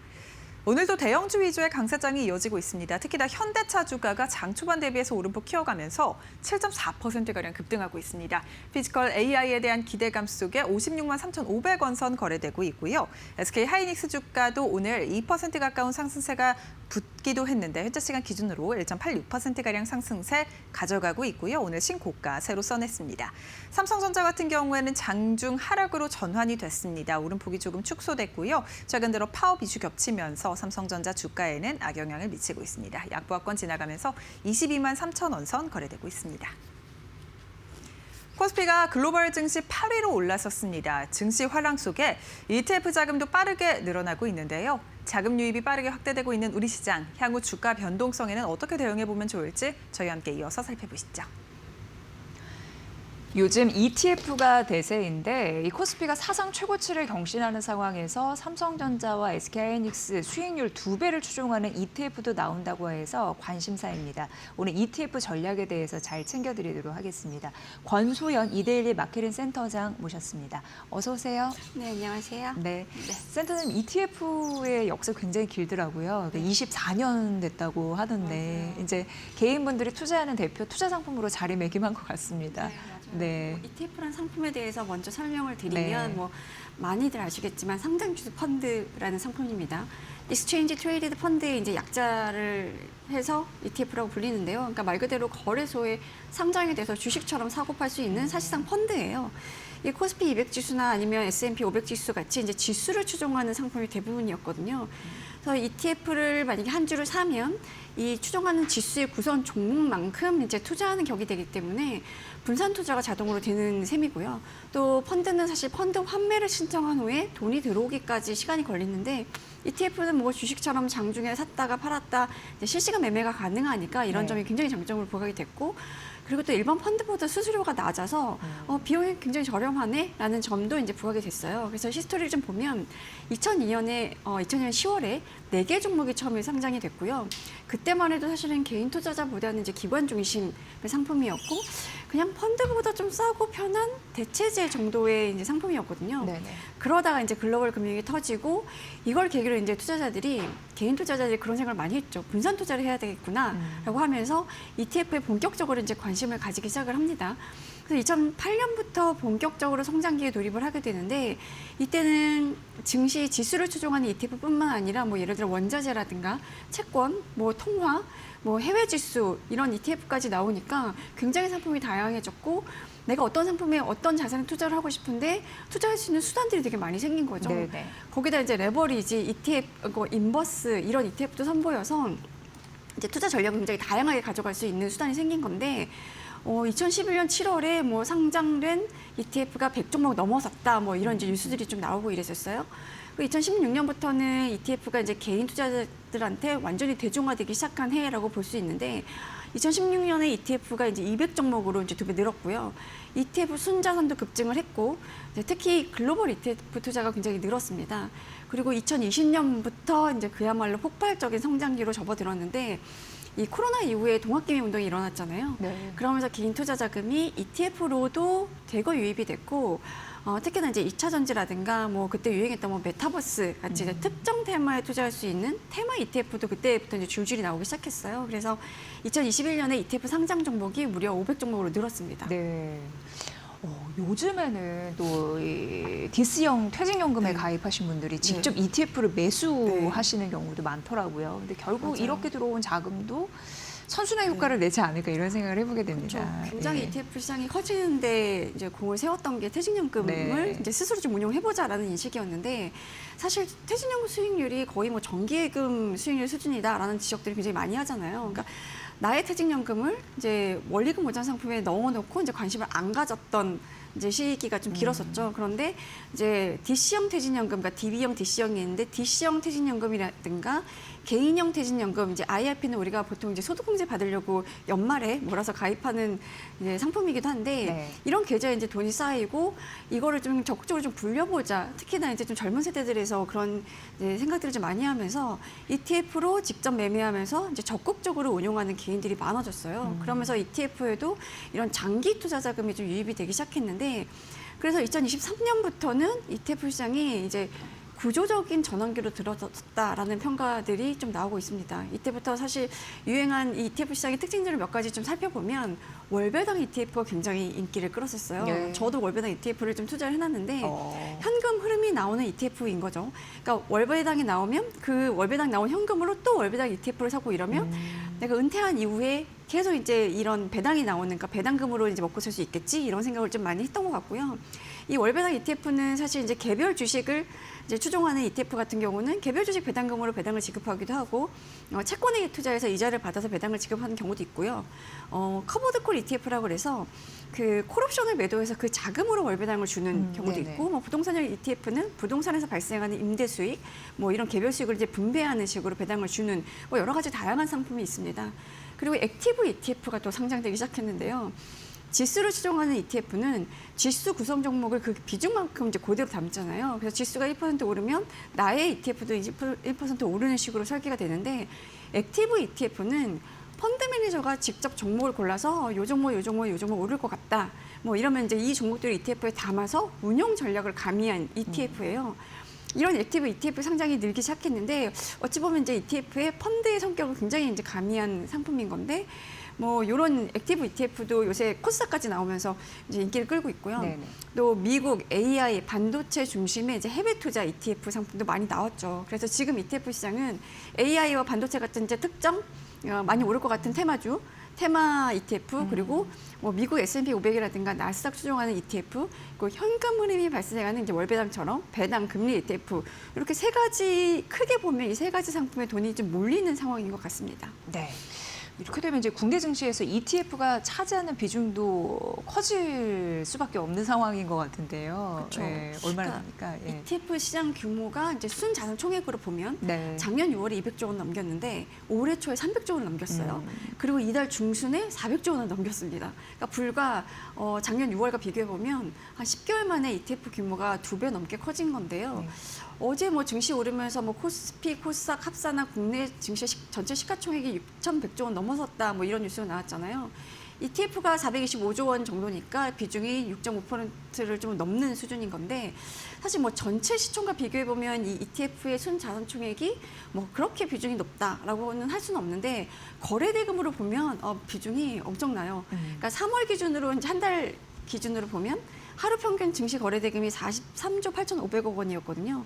ETF 거래 대금이 20조 원 정도라서 이제 거의 절반 가까이를 ETF가 차지한 건데 이 비중이 이제 지난해만 해도 한 27%밖에 안 됐었어요. 근데 올 들어서 뭐 거의 절반 정도를 차지할 정도로 개인들이 많이 이제 거래를 하고 있다는 얘기고 국내 증시가 오르면서 계속 이제 사상 최고치를 갈아치우니까 개인 투자자들이 일단 이제 증시에 진입해가지고 투자를 하고 싶긴 한데 개별 종목을 사고 팔고 그러니까 투자 타이밍을 잡기는 힘드니까 그냥 ETF를 좀 사자 이런 식으로 이제 ETF를 많이 투자한 것 같고 이게 ETF 시총을 크게 불리는데 이제 기여를 한 것 같습니다. 그래서 보면 개인 투자자들의 ETF 순매수액을 보면 작년 3분기에 6조 7천억 원이었는데 이제 4분기에 16조 6천억 원으로 좀 늘었고요.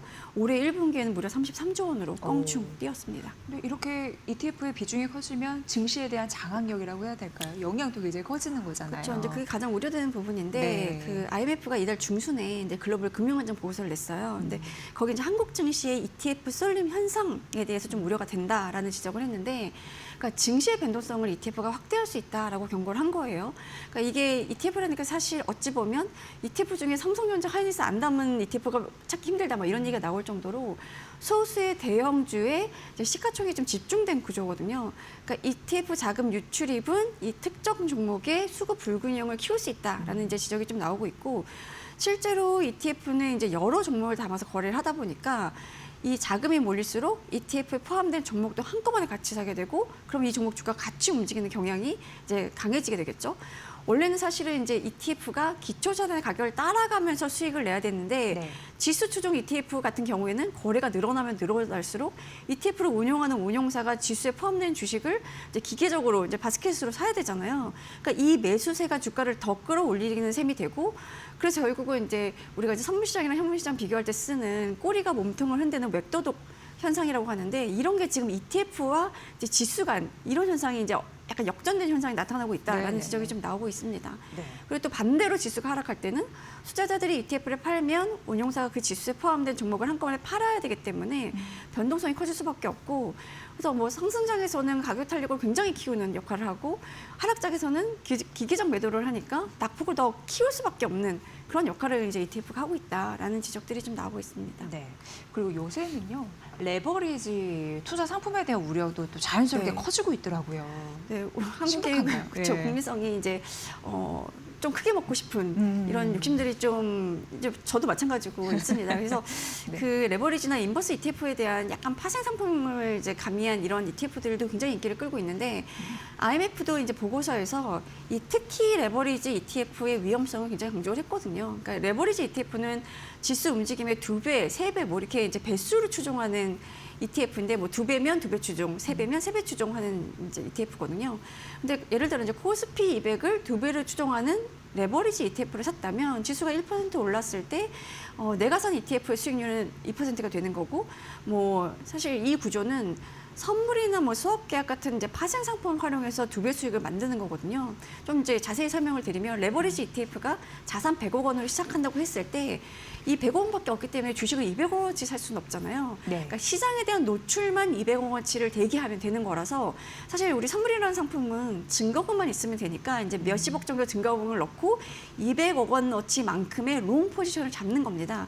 그리고 증거금 이외의 다른 돈은 뭐 국채라든가 RP 같은 이제 안전자산에 넣어두고 요거를 이제 선물을 살 때 담보로 좀 활용을 하는 거죠. 근데 결과적으로 이제 2배 레버리지 금융상품이 되는 건데 문제가 이제 레버리지 ETF는 1단위로 정산을 해요. 오늘 장이 딱 끝나면 그 기준 종가를 기준으로 이제 정산을 하게 되거든요. 그러니까 매일매일 리밸런싱을 네. 해야 돼요. 매일매일 네. 선물을 사고 팔고 해야 되는데 뭐 예를 들어 첫째 날 지수가 10% 올랐으면 ETF 수익은 20%가 나서 자산이 120억이 됐을 거잖아요. 네. 그럼 기존의 선물 롱 포지션은 200억 원이니까 이제 400억 원을 더 롱을 잡아서 240억 원만큼의 노출을 해야 되는 상황인 거죠. 반대로 10% 하락했다면 자산 이제 80억 원이 돼요. 선물 노출 포지션은 200억 원이니까 160억 원만큼을 줄여야 되기 때문에 400억 원어치도 매도 포지션을 잡아야 됩니다. 그래서 주가가 하락하면 레버리지 ETF에서 선물 매도 포지션을 잡게 되고 그러면 이제 이게 또 주가 하락 압력으로 작용하게 되고 그래서 주가가 하락하게 되면 또다시 더 리밸런싱 매도가 이루어지는 그러니까 네네. 결국 이제 악순환이 이루어지는 건데요. 특히 이제 리밸런싱이라는 게 장 마감 그 즈음에 이제 매일매일 정산을 해야 된다 그랬잖아요. 그러니까 항상 장 마감 직전에 몰려요. 그러니까 뭐 이때가 사실은 네. 어찌 보면 이제 개인 투자자를 팔 거다 팔고 살 거다 사고 이제 정리하는 시간이기 때문에 어쨌든 그러니까 증시에서는 유동성이 조금 약해지는 시간이거든요. 그럴 때 리밸런싱이 이루어지면 이제 종가에 미치는 영향이 굉장히 커지는 거죠. 그래서 뭐 상승하면 추가 매수, 하락하면 추가 매도하면서 이제 방향성을 원래는 뭐 1%만 올랐을 지수를 뭐 2%를 올리거나 약간 이런 식으로 방향성을 좀 증폭시키는 역할을 좀 하게 되고 뭐 ETF 때문에 시장이 망가진다 정도는 아니지만 단기 변동성을 키우는 요인이면은 이제 분명하다고 볼 수 있습니다. 그래서 IMF도 보고서에 보면 그러니까 이런 분쟁 초기에 코스피가 하루 만에 뭐 12%씩 이제 폭락했을 때 있었잖아요. 네. 레버리지 ETF가 일정 부분 기여한 것으로 보고가 됐다. 뭐 이러면서 레버리지 ETF 확장이 이제 시장 투매를 심화하는 촉매대가 될 수 있다라는 지적을 좀 하기도 했습니다. 네. 근데 이제 이런 와중에 삼성전자와 SK하이닉스에 대한 관심이 많으시다 보니까 이 수익률 2배를 추종하는 네. ETF가 출시된다고 했는데 다음 달인가요? 네, 다음 달 네, 나와요. 네, 벌써 삼성전자, 다가왔습니다. 네, SK하이닉스. 네. 아마 개인 투자자분들 관심이 굉장히 높을 텐데 단일 종목의 수익률을 2배로 추종하는 레버리지 ETF 상품이 이제 나옵니다. 네. 이게 사실 이제 이렇게 출시가 되면 국내 시장으로의 투자율이 높을 수 있을 거라는 기대가 있기도 한데 한편으로는 그만큼 손실도 커질 수 있으니까 유의해야 된다라는 이제 지적도 나오는데요. 금융당국도 약간 좀 경고를 하긴 했어요. 가격이 올랐다 내렸다 반복하는 이 횡보장에서는 투자금이, 그러니까 이렇게 레버리지 ETF를 사게 되면 투자금이 줄어드는 음의 복리 효과가 생길 수 있으니 유의해야 된다라고 이제 강조를 했거든요. 그러니까 네. 이게 무슨 소리냐면 가격이 20% 하락한 뒤에 다시 20% 상승하면 원래 가격이 되지 않죠. 그러니까 종목에 직접 투자했을 때 만약에 뭐 10,000원이라는 주식, 10,000원인 주식을 샀으면 20% 하락하면 8,000원이 됐다가 거기서 20% 오르면 9,600원이 되니까 10,000원까지 회복하려면 더 올라야 되는 거거든요. 그런데 2배 ETF에 투자를 했다면 10,000원이 6,000원이 됐다가 거기서 20% 올라도 8,400원밖에 안 되니까 네네. 손실이 16%가 돼요. 그러니까 그냥 1배 추종이면 4%밖에 안 되는데 손실이 2배면, 그러니까 2배 추종이면 16%가 되는 거기 때문에 상승장에서야 뭐 수익을 더 올릴 수 있는 아주 좋은 투자 상품인데 이게 만약에 올랐다 내렸다 하는 약간 이제 변동성이 있는 장세에서는 이 레버리지 ETF 2배 뭐 레버리지 ETF 이런 것들을 사면 손실폭이 더 커질 수 있다라는 이제 우려가 좀 나옵니다. 네.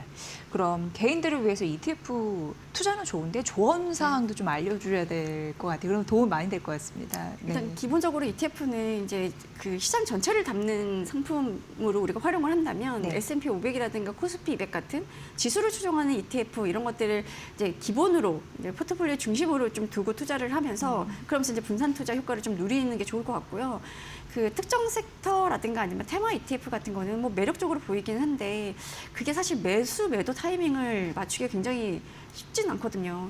그러니까 뭐 개별 종목도 쉽지 않지만 이 특정 섹터 테마 ETF도 마찬가지로 이 타이밍 맞추기가 좀 어려우니까 일단 이제 지수 추종하는 ETF를 기본으로 깔고 이 장기적으로는 이제 시장 전체를 따라가는 전략이 대부분의 개인 투자자들에게 더 유리했다라는 데이터가 좀 많으니까 뭐 그런 식으로 이제 지수 추종 ETF를 좀 활용하시는 게 좋을 것 같고요. 네. 사실 이제 비용도 좀 체크를 해보셔야 돼요. 이제 같은 지수를 추종하더라도 지금 운용사마다 다양한 상품들이 좀 나와 있잖아요.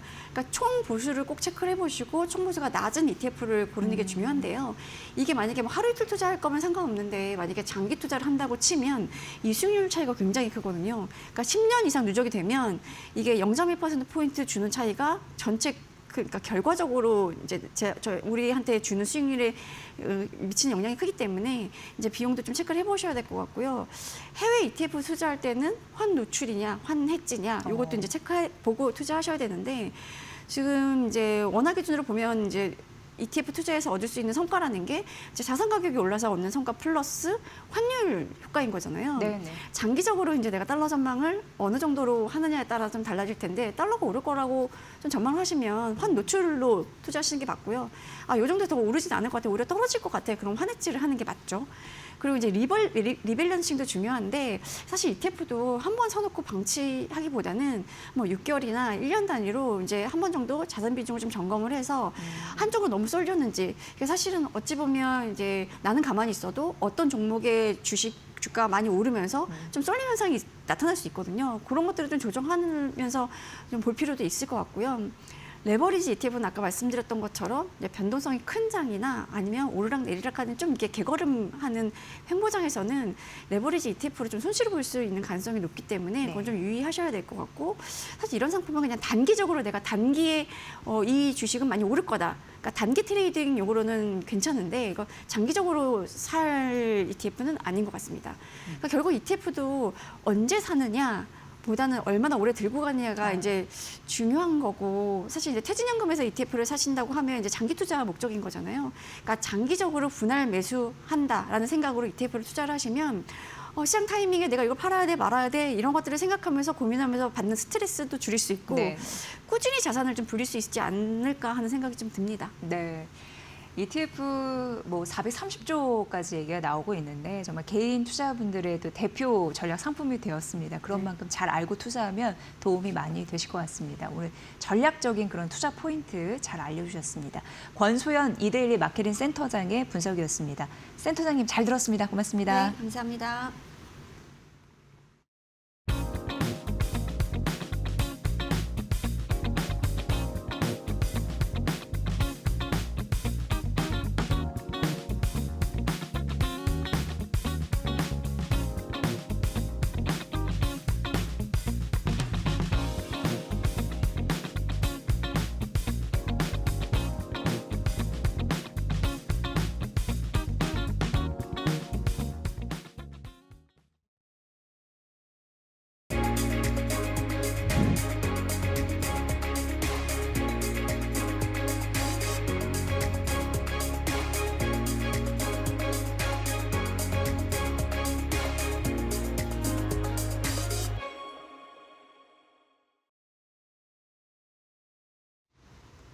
네, 주요 경제 일정들과 특징 종목들 또 기업들 살펴보는 마켓 캘린더 시간입니다.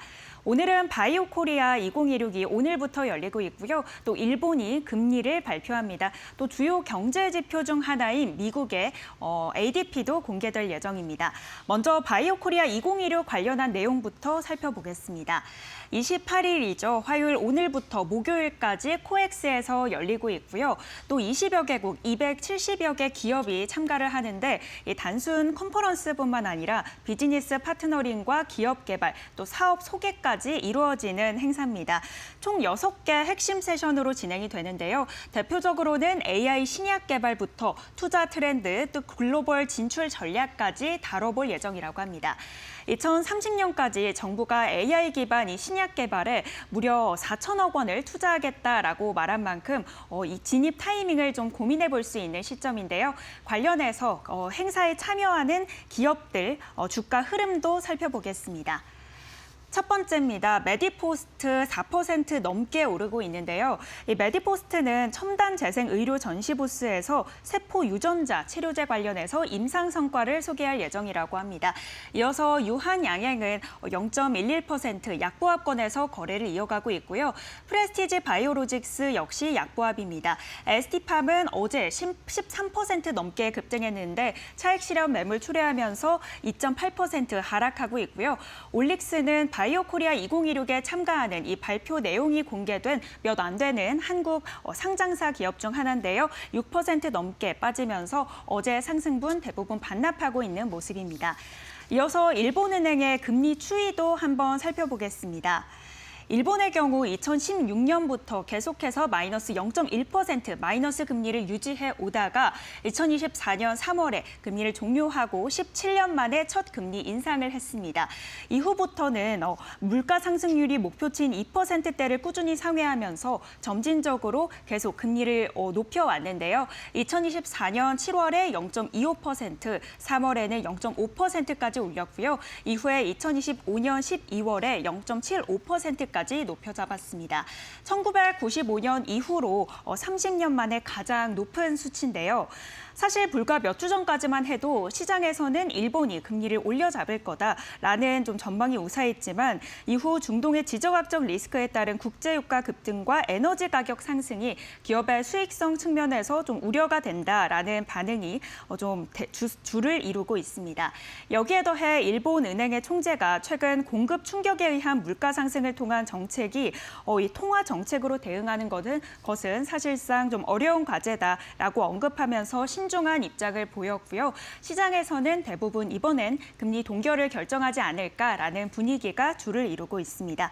사실 회의에서 금리가 동결되더라도 오늘 함께 발표될 경제 물가 정세 전망 보고서가 좀 중요할 텐데요. 향후 행보를 결정짓는 좀 주요 보고서가 되는 만큼 해당 내용도 주의 깊게 살펴보셔야겠습니다. 지금까지 증시 일정 토파드리는 마켓 캘린더 전해드렸습니다. 코스피 6,700선 넘어섰던 오전장, 지금은 6,660선에서 움직이고 있고 코스닥 같은 경우에는 일부 저점에서 회복은 하면서 1,215선에서 움직입니다. 아마 ABL 바이오 때문에 아직도 19% 급락해서 제약 섹터 전반적으로 좀 약세 흐름을 보이네요. 오늘 전반적으로 철강, 건설, 리튬, 2차 전지 관련 또 자동차 관련주 상대적인 강세를 보이고 있습니다. 실적 굉장히 중요한데 내일 또 전략 철저히 해서 여러분들 뵙겠습니다. 마켓나우 2부 내일 오전 10시 뵐게요. 함께해 주신 여러분 고맙습니다.